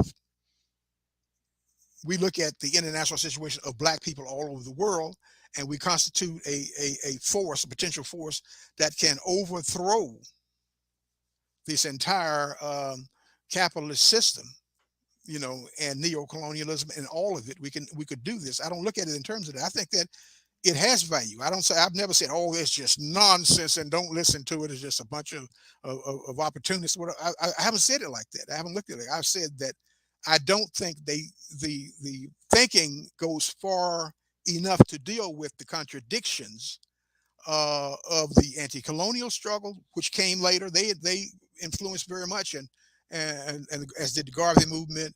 But there were also problems with the idea that the leaders. That was one of the. It wasn't just the government that destroyed the Garvey movement, for instance. It was also their understanding. And he even was calling himself a fascist at one point, claiming he identified with what Mussolini was doing and all this kind of. Well, Mussolini and the other clown in Spain were attacking Africa. That's what they were doing. And so I think we need to understand these things well. So I think on these terms, I think on the terms of the contradictions as well as you know, the point of learning. You know, sure, we understand that we are one people. We are all over the world. We have different historical experiences, but they're the same experience as well. And that we fundamentally can build a mass movement based on our realities. Now, I agree with that. I have differences on the idea of how we would do this, and over the living history in terms of how we fought the European colonizer in Africa. It was part of the struggle. The anti-colonial struggles in Africa were informed and part of the Black Power movement. They informed each other. Even the struggle with Black consciousness in Africa was influenced by the Black Power movement in the United States. And all of this was happening at one historical moment. That's why I talk about the Black Revolution. And now it's been a bunch of folks that try to tell you, oh, it was insignificant, didn't mean anything, blah, blah, blah. Well, so we discount those people. We're not talking about them. We're trying to come to understanding ourselves. Yeah, I'm sorry. But no, it's so just to quickly answer Geechee's question, I think there's a lot of overlap as in terms of how I would approach this as well, in terms of defining political power. But where I do, so for instance, I just think we need to be far more organized. And that's why I struggle even in identifying one ism or ideological place or lane to be in, because I see all of these revolutionary conversations, kind of like what Dr. James, I think, was saying earlier, informing one another and playing a role, at least in my mind. And I see an absence sometimes of contradiction where others find them. But one area that for instance, so just one thing, in reading your book, Brother Ervin, I don't know if this is something about the time it was written and if you've had a chance or would have a chance to reconsider. But for instance, you only mentioned Kwame Ture, if I'm not mistaken, in context of him as Stokely Carmichael popularizing Black Power, but not in terms of his work, for instance, with the All-African People's Revolutionary Party and their particular definition of Pan-Africanism as scientific socialism under a unified states of Africa, as opposed to the Pan-Africanism as some say Garvey wasn't any, you know, now that's a whole other, you know, but that, you know, or for instance, you said like there's the occasional revolutionary like Patrice Lumumba within the Pan-African movement, but I don't see you including so many more that I think should be included. I saw Sankara brought up in the chat earlier and others as well. So in terms of getting to a place of political power, as I loosely understand it to mean, that is the ability, as Huey said, to define phenomena, have it act in a desired manner, or to be able to impose ourselves and the will on the world in a positive way. I feel like there are aspects of Pan-Africanism, as I understand it, that I don't think you give enough room for. Even as most of us haven't given enough room to the argument that you've been making for all these years.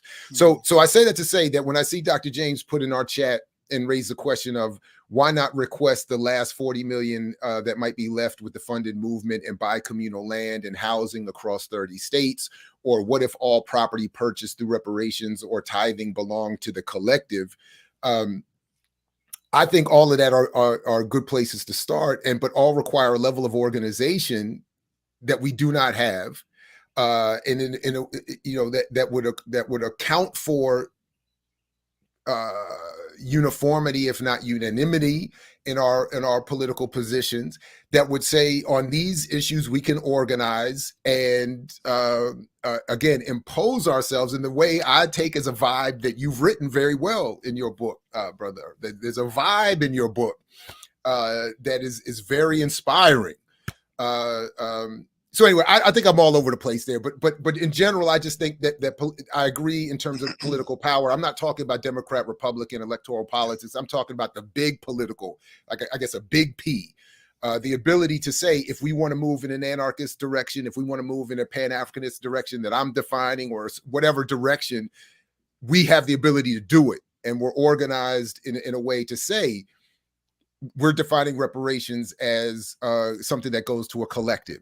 We're defining reparations as something that buys communal property across 30 states. All that would be good. Anyway, so I don't know, Geechee, if that gets to your point, or Dr. James, if I've adequately incorporated your questions, or Brother Ervin, any of that makes sense and you want to respond, but there it is.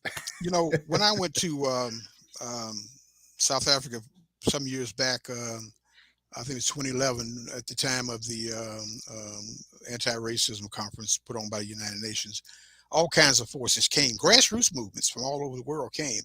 And one of the things, a debate that came out about was the whole idea of looking at, what has been accomplished from, anti-colonial movements that were able to seize power, as well as movements in the United States and other countries like it, because there's a Black population in different parts of Europe, more today than there was before, to be quite honest. We don't seem to acknowledge that very much, but and there's, of course, in the UK, there's always been a considerable size Black population, and their politics are similar to some extent, have been in the UK, to what's happening in the United States. I don't mean they emulate what we do. They got their own history, but it's been contiguous. I believe that it isn't a question of when you come to power, when you have the question of power. If we built, the brother used this to get my attention. He said, the white man, to stay in power, one of the things he did was he allowed certain forces in our country to create other so-called liberated zones, the Bantustans, they call them. And he said people believed that the Bantustans, for a period of time, they believed that this was a form of autonomy and power and freedom. They believed that, at least in those zones they did. And but it was a trick.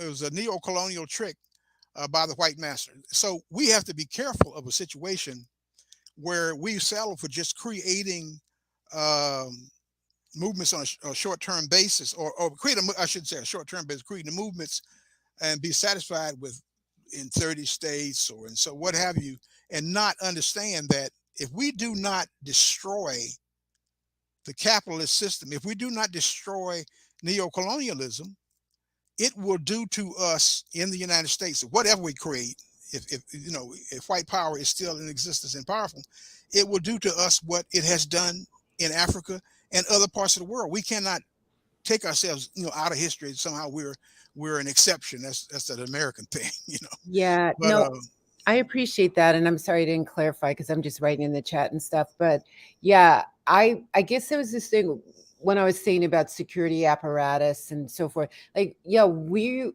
going to be internationalists.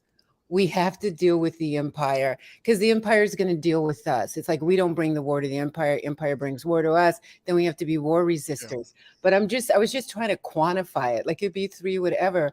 But the immediate need for mutual aid, I guess that's what the young people are calling it. Like, again, like if Eric Adams had, like, New York is so inefficient, but he's able to bulldoze the encampments for hundreds of unhoused, right? And then Keechan Sewell, a Black woman, is now the NYPD commissioner.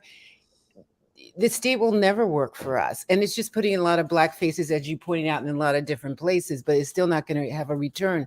But it seems to me, when I think of Jackson Rising, when I think of Weeksville in Brooklyn, when I see that Black Women's Blueprint got some land up, north in New York, then they have to deal with the white supremacists in the rural areas. I'm not saying I'm trying to be practical, because I'm not really that practical, but I'm wondering again about connectors. How do we offer, or how can we amplify our offerings in solidarity to the material conditions that you pointed out, which are absolutely essential? Does that make sense what I'm asking? Like, even if it's, we're not going to have a 10-point platform again, or maybe we will, I don't know. But if we are in alignment, it's just, I feel that communities need to see that more clearly. And so people need housing, as you point out, they need food, they need childcare, they need the state not to take their kids, right? So that, that kind of organizational format in anarchism is that I'm still learning. So I'm asking you a lot of questions because I'm learning. So I'm just trying to learn more. How would that work in alignment with other ongoing activism? Well, first of all, let's understand too that organizations come and go, and institutions even that organizations create come and go, but the people are always there. And whatever kind of movement we make, and for one of another set of terms, whatever movement we build has to have a mass line. And by mass line, I mean that it is centered towards the masses of poor and working people. And so I have never said that, anarchism is the only way. You know, I have worked with other groups. And I've also pointed out to you that, like CLR James, most people well, not a lot of people, but a lot of people who were like me from my stage, my period, recognize CLR James, although he was a Marxist, he was a libertarian Marxist. And libertarian Marxism, it colors the ideology of anarchist communism, anarchist socialism, libertarian socialism, for one of terms. And so we understand this whole thing about whatever program you build. I mean, we should have learned from the 60s. The 60s was the high point of a lot of revolutionary struggle in this country. We should have learned, though, that, and we did learn a harsh lesson, when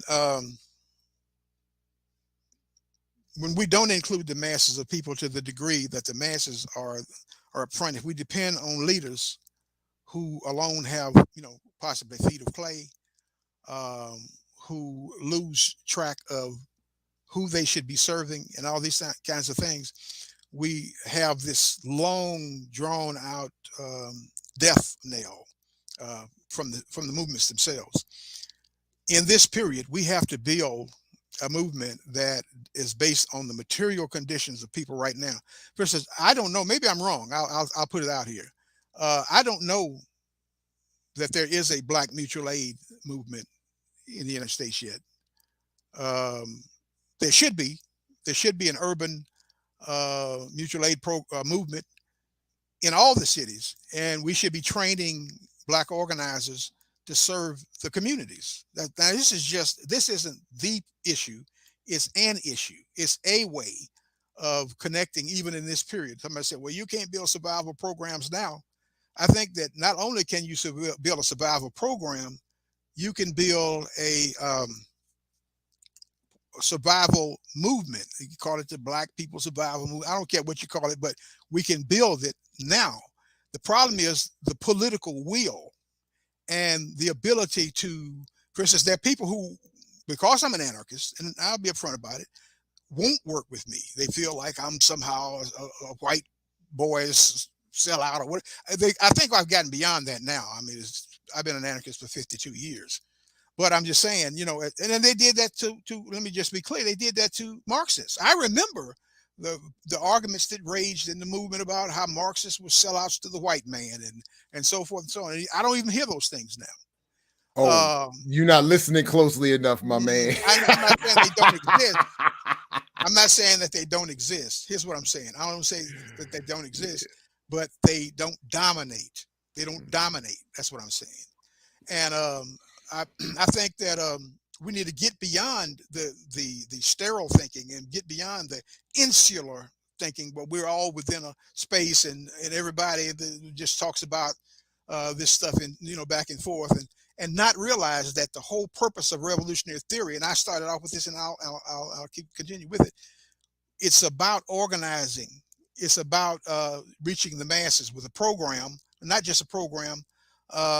Trying to build a new society, and it even to the point of being ungovernable, and not being under the control of the Democrats, or being under control of electoral politics, or being under control of conservative pastors, or being under control of all the agents of the state and of the state itself.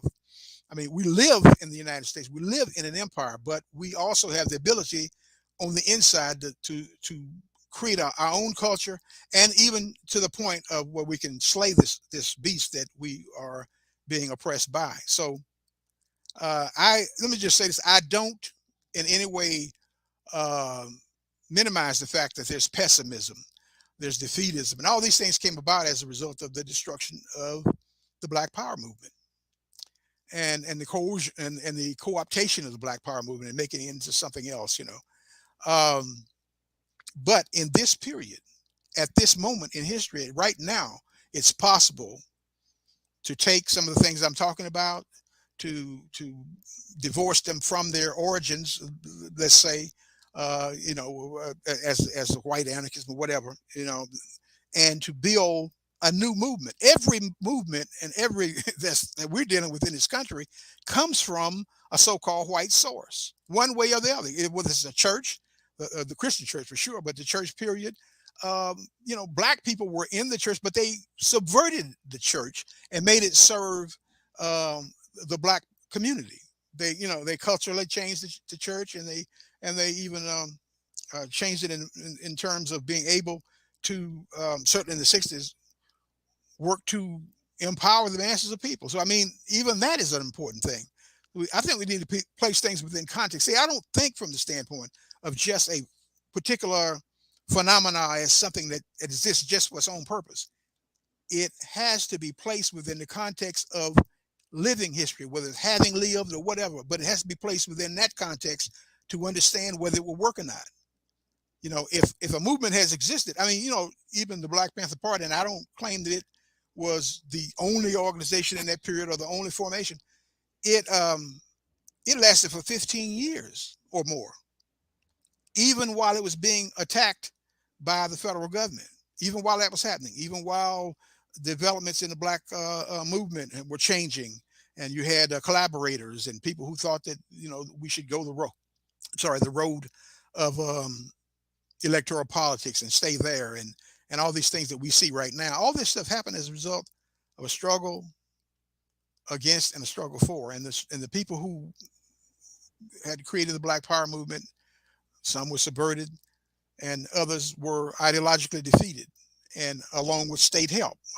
So that's why I said the thing about Black capitalism was a tool that ultimately defeated Black power at an early stage. You know, the Black power, I should say, Black capitalism was strictly an institution created by the government. I'm not saying Black people didn't have businesses back years ago. I'm not talking about that. I'm talking about Black capitalism, the ability to get funding from the government for Black entrepreneurs and all of that, and to holler about, and I saw this developing, the whole argument about green power and so forth and so on, and Soul City and all this other nonsense. I was around to see all that, and how, and ultimately, even at the Black Power conferences that started taking the one in Gary, and the one in Newark at those conferences, how the Black Power movement, in my estimation, and I'm just going to say this, so people get mad at me all they want. I think that it was a sellout to the Democratic Party. Ultimately, that's what it came to. The Black Democrats, nobody paid them any real attention. They weren't a force. Not to be quite honest, they weren't a force. They weren't all over the country and getting support from the Black community.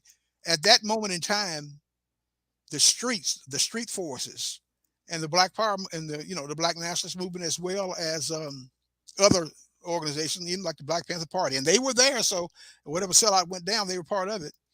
Gave power to the Democrats and the Democratic Party, and Jesse Jackson was just a reflection of that. That's why I said Jesse Jackson used to go around talking about it's nation time. Nation time, yeah. Yeah. So all of that stuff, man, I'm just telling you some of it that I've seen, so that you can put it within framework. Maybe it helps you, maybe it don't. I don't know. Maybe you know all these things anyway before I even open my mouth. But that's what led me to the place where I said, we got to build something new. We got to build a kind of movement that, and I wasn't the only one saying this. And in fact, it was given to me, in many respects, it's given to me by Martin Sawstreet. And we always talk about the internationalism and Pan-Africanism. Well, that's a perfect example of it. It's a Black man who was a Puerto Rican, and who identified with the Black movement, identified with Black people. He was a Black man at a time of Black power, and he was able to give me an understanding that this is not just for white people.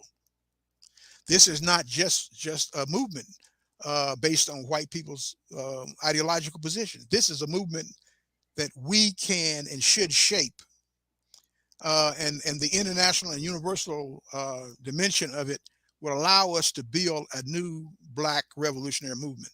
So I'm just carrying forth a lot of what I was told back then by him and even others, and my readings as well, readings in a number of different books, anarchist books, but also, as I said, C.L.R. James is one of my ideological mentors as well. And by the way, since I mentioned that, let me plug this.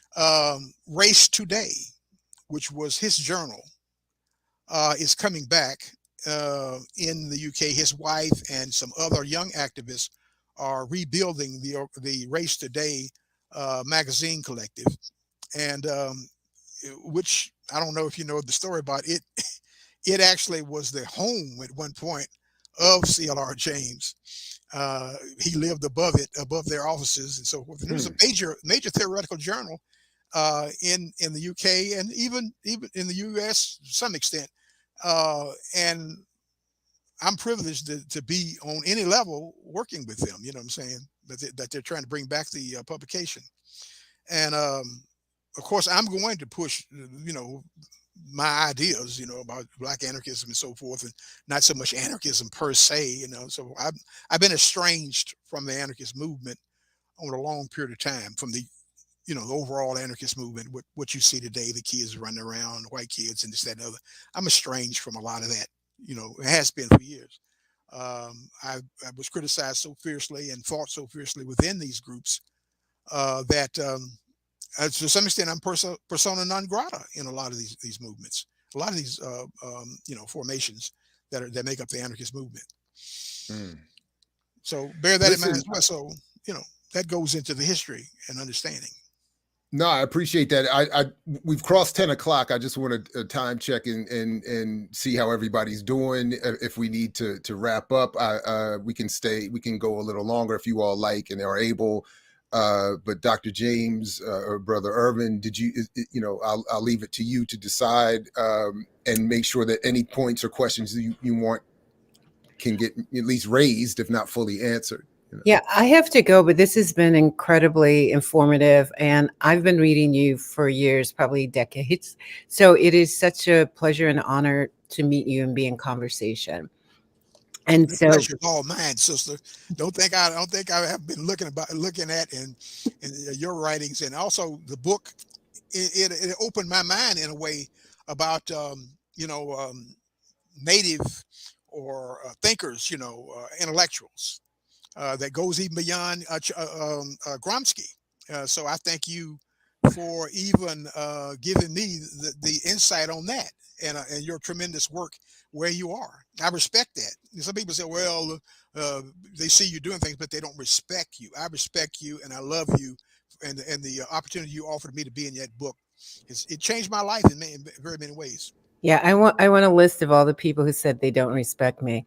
Oh no, I'm not saying you You don't could respect take- Me too. me. I'm Me saying No, you. too. that's a joke. My kids tell me that on a regular basis. Okay, I want to thank you all, and this has been really beautiful. And I'm going to keep reading, and maybe some point we'll converge in the organizing. And this is organizing as well, but in the other world, more material world. And so, stay well, everyone.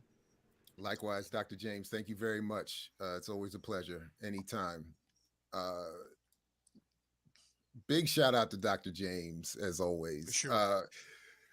Brother Ervin, how's your time? And Geechee, how's your time? There's some number of questions and points that have been raised in the chat. I've been sort of collecting a few, but let me know. What I'm fine, brother. I'm a lean, mean talking machine.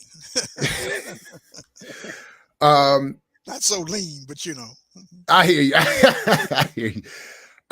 Again, shout out to Zenzabel and your membership. Appreciate you. Let me just go through. I've been highlighting Geechee. I don't know how you are doing, or if you got something to raise real quick, or not necessarily real quick, but Well, I actually wanted to so this concept of where we at now as a people, as different groups, and I think you talk about like the radical organizations, the gaining support by their ability to address the material needs and aspirations.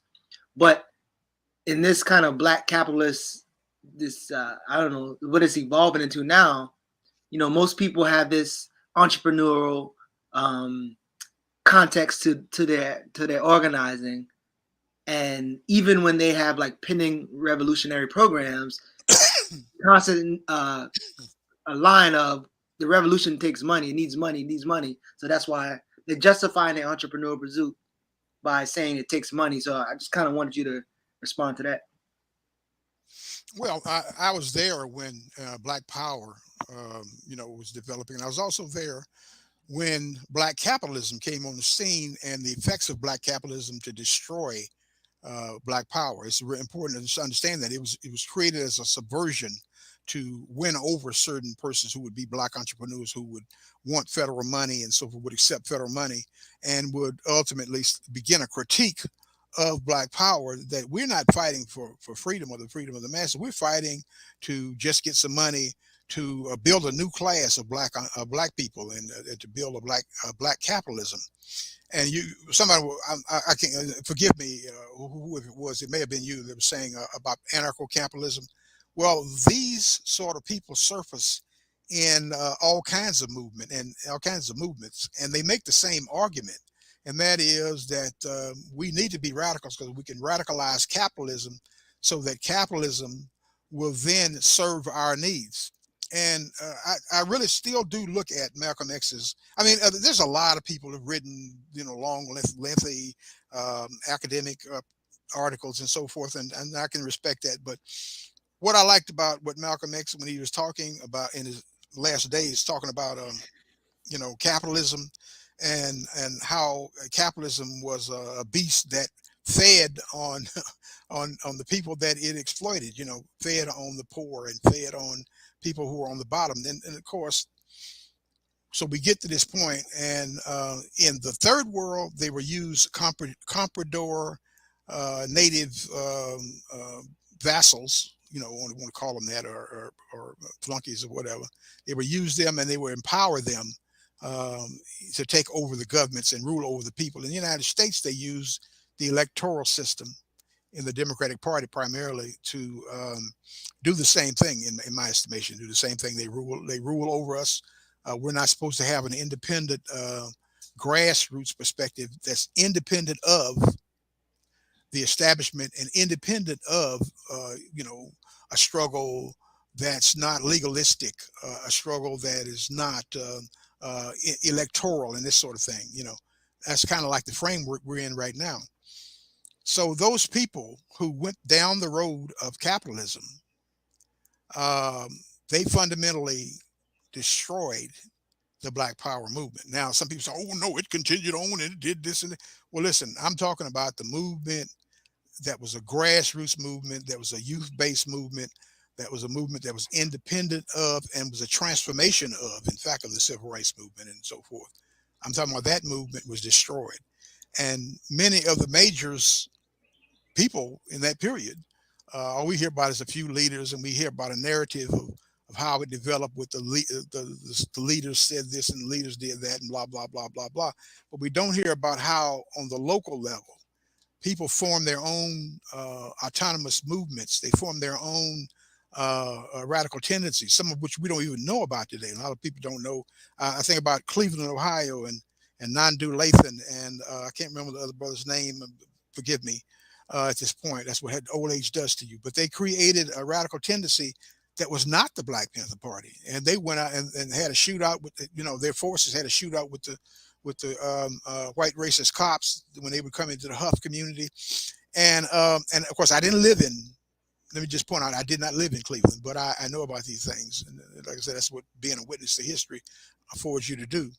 And so, but those people, that radical wing, see, there was this radical wing of the Black Power movement. It wasn't just one movement, and everybody was reciting poetry or wearing dashikis alone, and this and that. And other. There were wings that one wing was about radical organizing, community-based organizing, and so that was the wing also that produced the Black Studies program that became an issue in the Black Power movement, and or thereafter, what I'm saying, was inspired by it, and so um, we need to look at where we came from. I always look back first and look where we came from to determine what can we build now. And everything I talk about has to be about a form of community-based organizing. I'm like I said, I don't nourish ideas just for their own. Like some people, even anarchism as well as certain kinds of cultural Black nationalists got on a trip about just the whole idea of Black people and how much they love Black people and this and that. And some of these same people were selling out and what have you, and making deals or getting contracts with the state and all this kind of stuff. You looked up, and some of these people were doing that sort of thing. So we went through the same kind of history. Fundamentally, that happened in the third world, in Africa. We went through very much a similar kind of historical process to empower certain forces.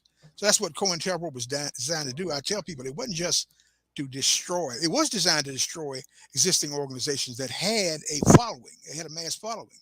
It went after those kinds of movements. But also, it was designed to reshape the political equation, reshape the consciousness, destroy the consciousness in the minds of Black people, and to lead it along the road of where we are now in terms of electoral politics and entrepreneurialism, which is to answer your question. Big shout out to Aka. Sorry we didn't get this in when Dr. James was still here, but how do we connect the different groups working with and for the people in different communities? It seems that they're all disconnected. Not sure if that's what Dr. James was asking. Again, appreciate the super chat and the support. Do you have any thoughts on that? Well, I have to have thoughts on that, brother. Let's get real now. Well, here's the deal.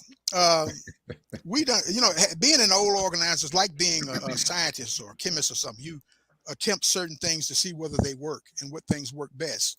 And what worked in one historical moment or one historical situation may not work in the next.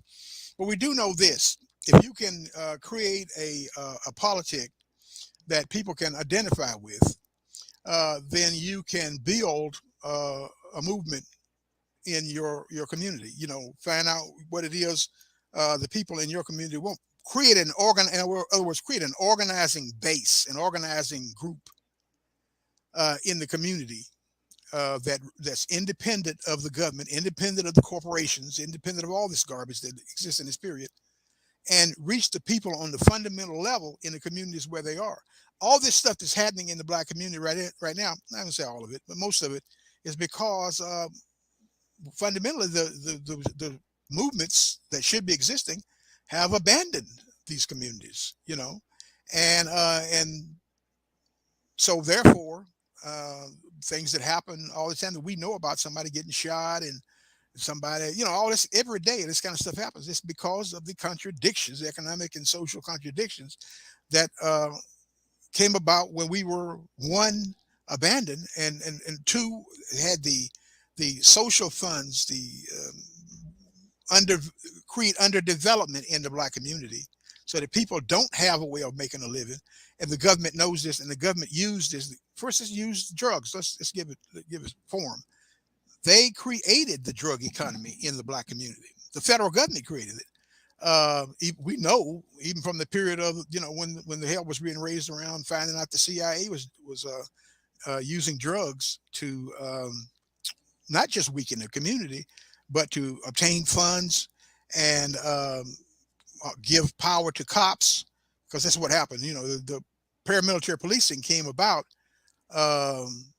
basically because of the drug trade. It didn't happen just because of radicals or Black Panther Party, whatever. I mean, they had certain kinds of political. I need to get a drink of water, brother. No, take your time. Take your time. There were, the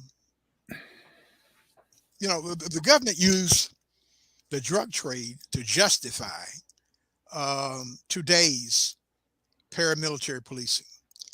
They used it to justify. They're using it every day to justify mass imprisonment. They used it in a way that they couldn't do it in the 60s. They couldn't do it in the 70s. I mean, you know what I'm saying? They had the police forces and all that, but they were also engaged in Vietnam, and people were radicalized and they would fight. That's another thing. That's why I said, look at that picture of that brother at that university, so that even in an elite university, people were picking up the gun. So they had to recognize that fact. Hell, we got all these people with guns and stuff.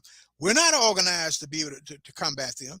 That's one of the reasons they came up later on with SWAT teams, and then now what we've got is whole police forces that are SWAT based. So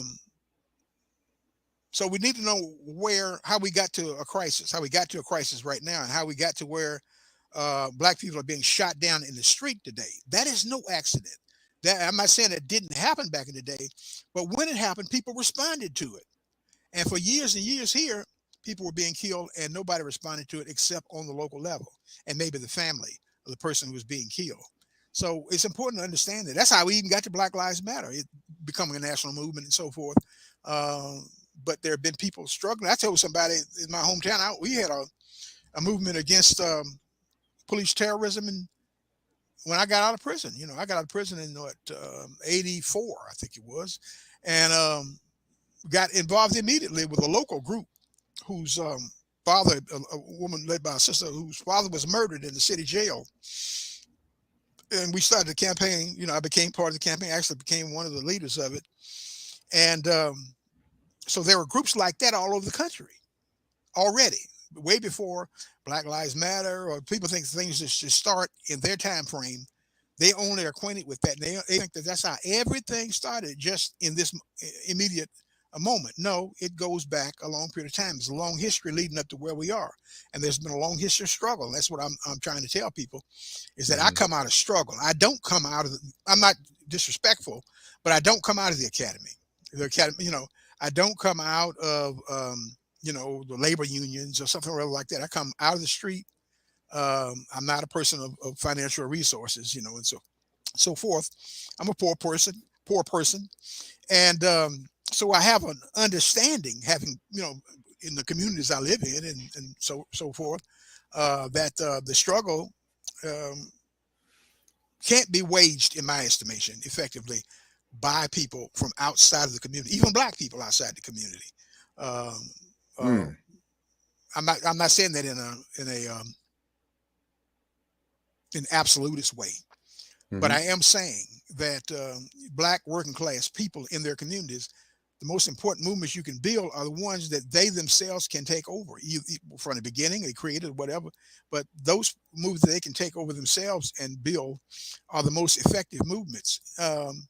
You would be, well, you are. I know you are. Would be highly offended if some white man who read some books and so forth and so on come in and claim to be some authority over black consciousness or over black power or whatever. I'm sure that you have ran into those kind of people, my brother. So Oh, of course. but what I'm saying, that happens. There's a reason that happens, and one is they feel that we are in such a weak state, and there is no. Well, I'm not saying there's none whatsoever, but there's not widespread revolutionary consciousness and widespread revolutionary black consciousness, to be more precise. Yeah, that's my bigger problem in terms of the academy, even beyond the white faculty that try to take ownership of the history. It's the as you pointed out earlier, the black compradors that do it. They're actually, to me, more dangerous because they're perceived as more authentic. But just quickly, just a couple of questions I want to make sure, because I unfortunately at 11 I do have to go, unfortunately. So I want to see if I can get to some of these questions folks have been putting in the chat, Brother Ervin. One of them is, are there black women who are known in anarchism? And I know you've talked about not wanting to, reproduce cults of personality and that kind of thing. But the question remains, and I'm interested myself. Are there black women known in the anarchist movement? Well, Lucy Parsons was actually a black woman, although some white radicals always try to claim that she was something else or somebody else, but she was a black woman that had been a slave and all that. Right, and that right. There's discussion of she tried to deny her black heritage. Yeah, and that's one of the reasons why I haven't put her forward, because I wasn't sure what was going on there, Right. So but she was an important historical figure, a person of color in the movement. That's all I ever said. Called her. And offhand, I mean, there were, there's, because it's so easy for people to call themselves an anarchist or so forth. There were individuals, I'm sure, that were, in the anarchist movement or whatever. But because it was such a white movement, and there were very few black people in it, even when I was first involved with it. But you understand, I was in prison for years. I was in prison for 10 years before I even wrote Anarchism and the Black Revolution. And when I got out, it was defined, it was overwhelmingly a white movement and so forth. And to have to deal with that contradiction, I could have just quit the movement and so forth and got involved in something else. But I decided that what I was going to do was to create a progressively stronger black presence within anarchist politics. And that's what I've held to all these years. Now, some people might say that's a fool's errand, man. You can't do this and you can't do that. Well, in point of fact, it is starting to happen. It is starting to happen that more and more people are understanding black anarchism. Even some of the people who disagreed with me, some of the forces and tendencies, they may still disagree with me, but they also are acknowledging their anarchists. All of a sudden they got the religion, whatever you would call it. I don't like to use that term, but they got the memo, and so now they call themselves an anarchist, and they were doing this and that. Some of the stuff they say, in my estimation, is fictional. That things happen. There's people that don't want to acknowledge that I played a real role in the ascendancy of black anarchism in the United States and in fact worldwide, because I did a lot of traveling. I went to the UK and spoke there about some of these things, and about black anarchism and how it has to be based in the black radical tradition. And that wasn't what I was calling it then. It's tradition is the term I would use, but I'm just saying it has to be based within that context and understood, because that's where I'm really coming from anyway. And I don't claim to be, as I said, I don't have any academic following. I just, in fact, found out about the book Black Marxism, which has been around for years. I just found out about it recently as I was writing my book. I'm not ashamed to say. Yeah, I saw you kind of walk past it real quick. So I know. Look, I'll say this now. There's been a number of requests in the chat for your both a return as a guest and for you having a permanent show or platform on our channel, I will extend either of those or both of those to you. So I want to say, I hope this is not our first and only conversation. There's much more that I would like us to get to at some point, but I think you should consider having a show on the channel here, and making your a discussion of your views of anarchism and politics more routine. But now I just lost my train of thought, so I'll just stop there and leave it with that. Anyway, anyway, so just consider that, and we'll revisit that question after the show. Let me see if I can squeeze in a couple of more of these, since I can't remember my thoughts. Let's go to someone else's. Coco, you and I got to revisit our conversation about you coming on the program too, Coco. But this question here: what is your opinion and critique of revolutionary nationalism? I had a similar question, and so if I could just put it this way, similar to the way you break down the different strands of anarchism. My one, sort of my humble criticism of the book, of your book, is that you don't give that same latitude to nationalism and Pan-Africanism. Like, there are these different lanes but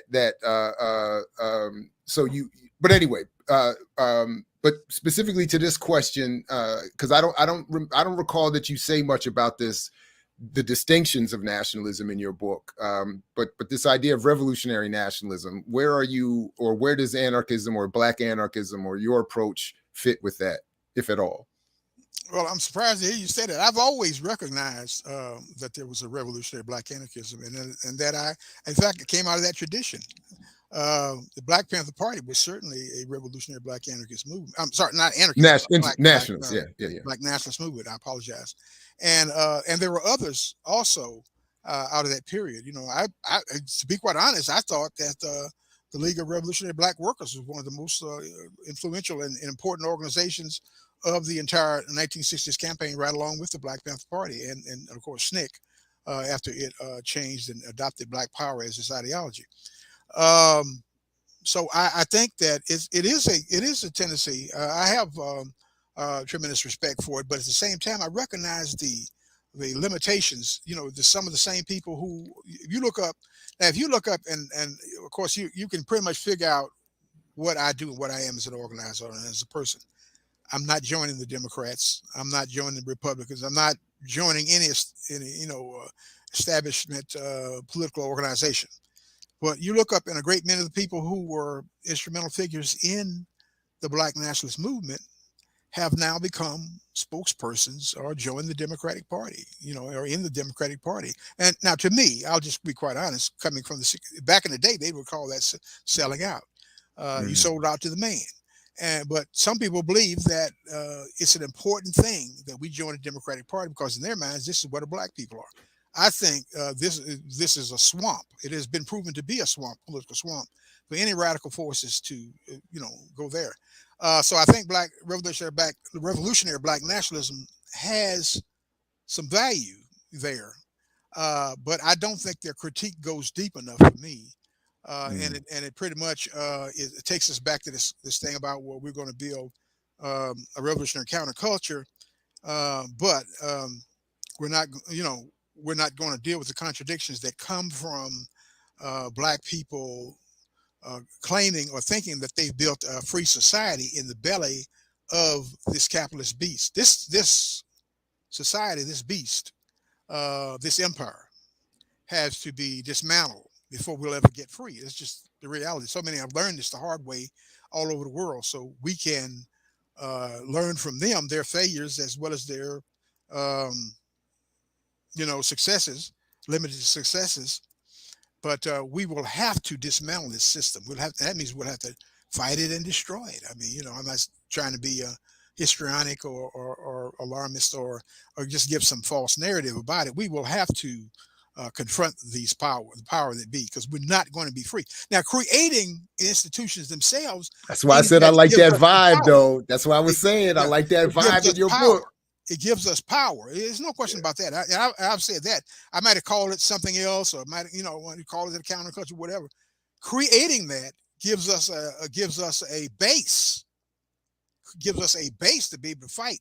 Fighting power tremendous. I'm not saying that. I'm just saying we can't get to the point where we think that the transitional movements we build, no matter what we call them, and the struggle around that is the freedom, is the freedom we're seeking. We have to build a new society. We have to dismantle this system that exists right now, and understanding that we are going to have to do that while we raise our children, while we live our lives, and all these other things. We have to create an ability to also give these people hell. You know, we have to be ungovernable. That's the point I want to make. I talk about ungovernability in the book. I'm sorry, in the book. You do. Yeah. And that's speaking about it on a very short-term way and on a very small scale. But the ungovernability part of it is important, and it goes hand in hand with building revolutionary institutions. Now, I agree with that. Unfortunately, what happened back in the day is people were building, institutions that were not in a real way of transforming our situation in the prisons, in the streets, and so forth. And so the movements that came into existence only lasted short term. And one of the things that we need to point out, brother, before I leave you, I have to tell you this. And it's important. I mean, it is important to understand the movement back in the day. The civil rights and the Black Power movement had informed so many people, had touched so many people, even people that they wouldn't even think would be touched. Prisoners became, like I said, a real force in society and built their own movement based on these ideas. And for, I don't know, maybe 10 years or more, I think it became more apparent to the people of the world with the Attica Rebellion, but it had been going on for quite some time building. That prisoners were building their own movement, a mass movement. And a lot of this came about because of the struggle in the street, because of, so many things, man, that we attribute to getting us to this point. And we got criticism about this point. We don't like it, but it was an advance. It was a leap in comparison to what existed back then. For me, a Black Southerner, I can tell you some horror stories about what it was like in the South in the 1950s and 60s, which is the time frame I grew up in. So, no doubt. I look forward to being able to come back and talk to you again. And I look forward. You offered me a show. You think it was good enough? I'm surprised to hear you say that you thought this was good enough to have you thinking about giving me a show. So just to be clear, and because I there is a collective and a process, and it's not my platform, but I agree with the chat that was inspired to that idea before I did. But I think I would think the exact opposite. I would think it'd be impossible to listen to this conversation and not want more, and to not think you should have as much of a regular platform as possible. So I definitely do want to follow up with you after the show, and get the process started, if that is indeed your interest. Definitely my interest. Okay, well then immediately following this, I'll start a little email, and we'll anyway. So everybody should stay tuned. I look forward to that. And building I'm deeply honored, my brother. I'm deeply honored. Oh no, the honor is ours. I mean, like from my humble perspective, again, I am mostly interested, and one of the reasons why I was happy to be a co-founder of this platform is because I want to see us expand the Black radical public sphere, and have more conversations. I do not have what I consider to be one clear ideological political lane. I consider myself to have an amalgamation of radical traditions in the African Black radical spaces, and I don't see enough of the dialogue happening, and I just love it. So I don't agree, disagree fully or not, I don't think is important. I just want to see more of this. So I think your contribution to this and what you're advocating politically, ideologically is wildly important. So anyway, so that's just a version, quick 2 cents from me on that. So we'll definitely follow up on that. going forward. A couple minutes left, at least for me, and then unfortunately I have to go. So that's my bad on that. I hate having to wrap this up. But like here, like Lucy says, young people need to be so much more involved in this conversation. I definitely would want to help with that in terms of my classes and maybe this platform to a certain extent. No, I wasn't man down. It was just a bathroom break. I've crossed that point where I can't sit here for 3 hours and not take a bathroom break. I don't know how I did it. Yeah, you continue to impress. One quick question specific to you is how do you describe the ethics of anarchism? Ethics. Well, there is not a one size fits all argument on that, but I think we're talking about a kind of organizing where, as I said, the people. First of all, let me get you to understand that I'm a community organizer, and that means building what have been, and that means building a broad-based movement. And the movement is the people in that movement, or the people in those communities, are more important in the scheme of things than the leadership of the personalities of a group. And leadership is a whole different thing. That's a whole different question. And you talk about anarchism, but power is in the hands of the people. You've heard this all along. Power has to be in the hands of the people. And so I think it's possible to build a movement that doesn't include a singular leader, or that doesn't include a cult of personality. The black movement has so long been led by an individual, an important individual, and everybody in the movement speaks his will or her will.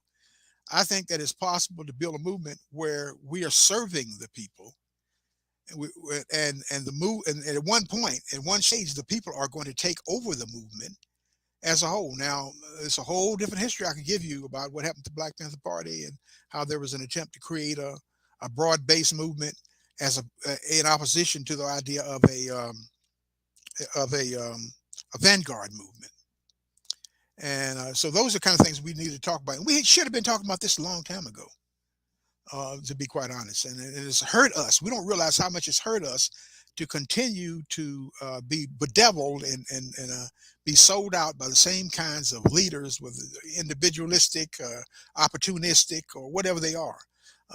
We need to understand some of the fundamentals of a new kind of theory. So black anarchism, the ideas of black anarchism, not just anarchism per se, is that we build a movement that deals with the conditions of the masses of people.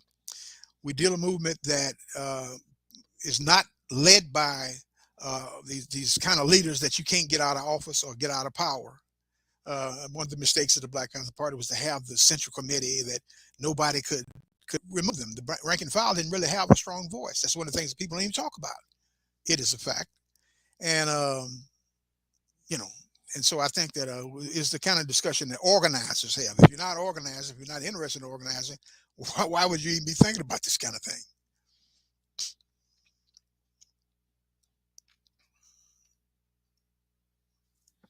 By the way, this is one call for you to have a show that where you would be able to speak regularly with anarchists of all kind, Black and Indigenous in particular.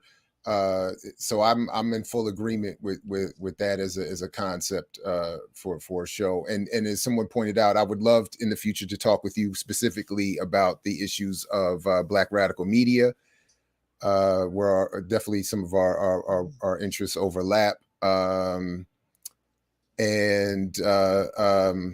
Anyway, though, I think, Geechee, let me give you a chance, raise any last comments or questions before we start to wrap up, and then Brother Ervin will give you the last word. Yeah, go ahead. Yeah. So I know you said you work with young people, and obviously you're an organizer.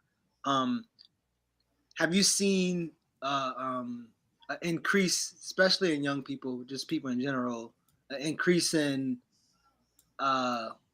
discuss with the state, or do you see, like, again, propaganda being so strong that people are beholden to the state, trusting in the state? How have you seen things transition in your organizing time? Well, there has been if I just take one organization, the Black Panther Party, there's been a widespread respect and for the Black Panther Party, for instance, and other radical black when they found out about them, radical black organizations that existed in the 1960s. So there is a wing of the youth that's there that can be reached. We have to reach them. I haven't always been able to reach them, but I reach some of them, and I'm working with some young people in the penitentiary as well as on the street, and by influencing them to help me, because I don't know technology. I'm no expert with technology in this period, and also about the political and cultural terminology.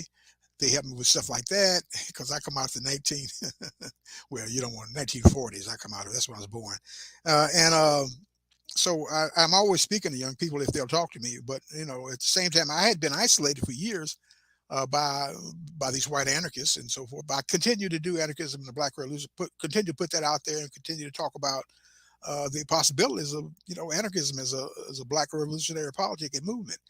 And I've been reached over the years by people, but I think now I'm on the verge of being able to reach a lot of people at one time. We got to create a forum. That's why even this show that he's proposing to me could be an important show to allow people to come together and to talk about how do we build a revolutionary Black anarchism, not just be able to call yourself an anarchist, or to say that anarchists are supposed to do this or that, and most of what you say is incorrect. How do we build a revolutionary movement? And I'm always about that. I mean, I always say that. So somebody says, "Well, revolutionary politics is not possible in this period of time," and blah blah. It's possible in every period of time, but it's more probable in other periods of time.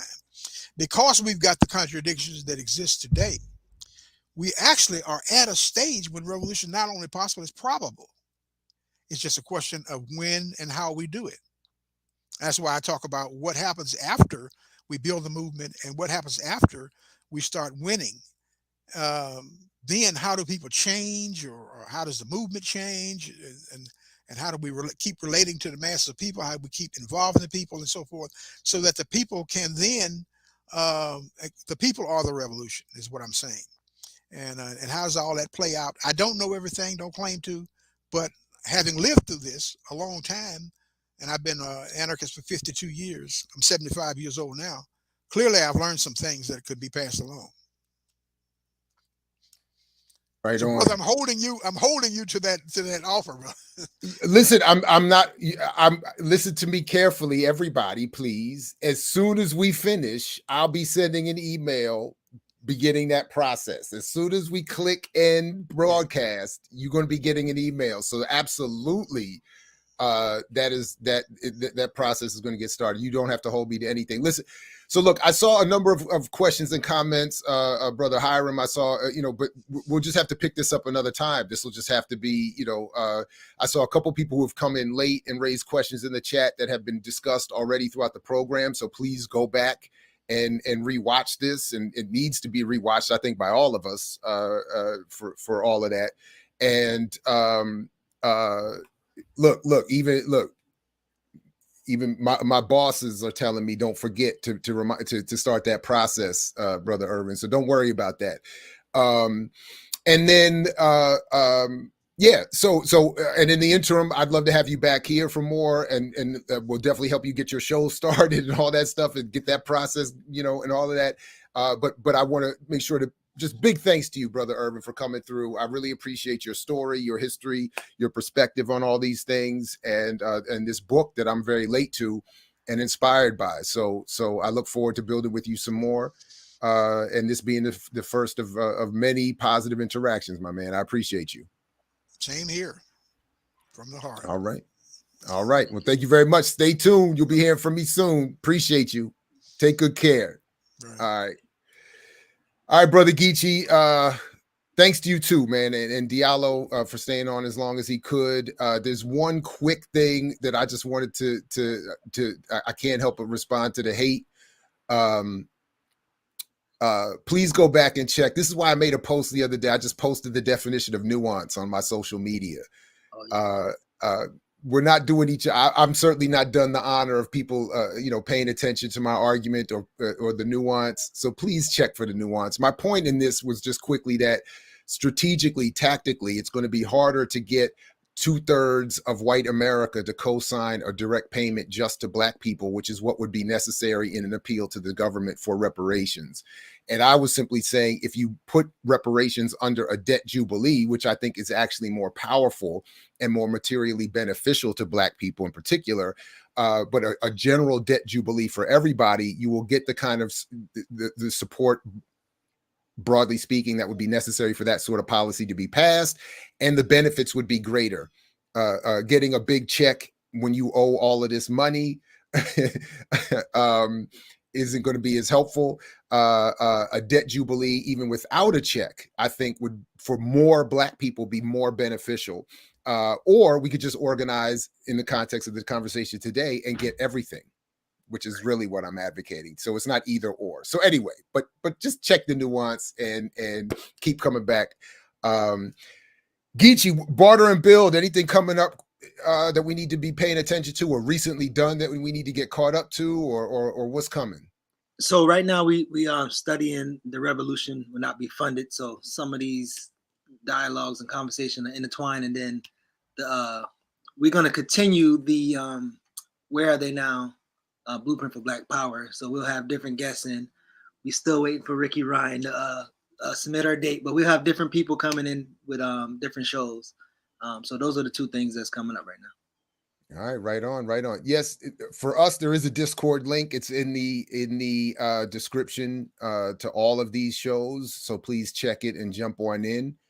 And Emma has been working very well to organize that space. So appreciate Emma, aka Vol, for that. And anyway, look, I appreciate all of you. If you're seeing this later, shout out to you, to all of those who have been here live all this morning. Big thanks to you for doing that. Please click all the buttons, do all the things, because it's really up to you if this show and this channel expand and grow. So please do what you can to make that happen. Brother Geechee, again, thanks to you. And as Fred Hampton has been known to say around these parts, at least, peace, because we know you're willing to fight for it. So peace, everybody. Catch you next time. I mix what I like, what I like, what I like, what I like.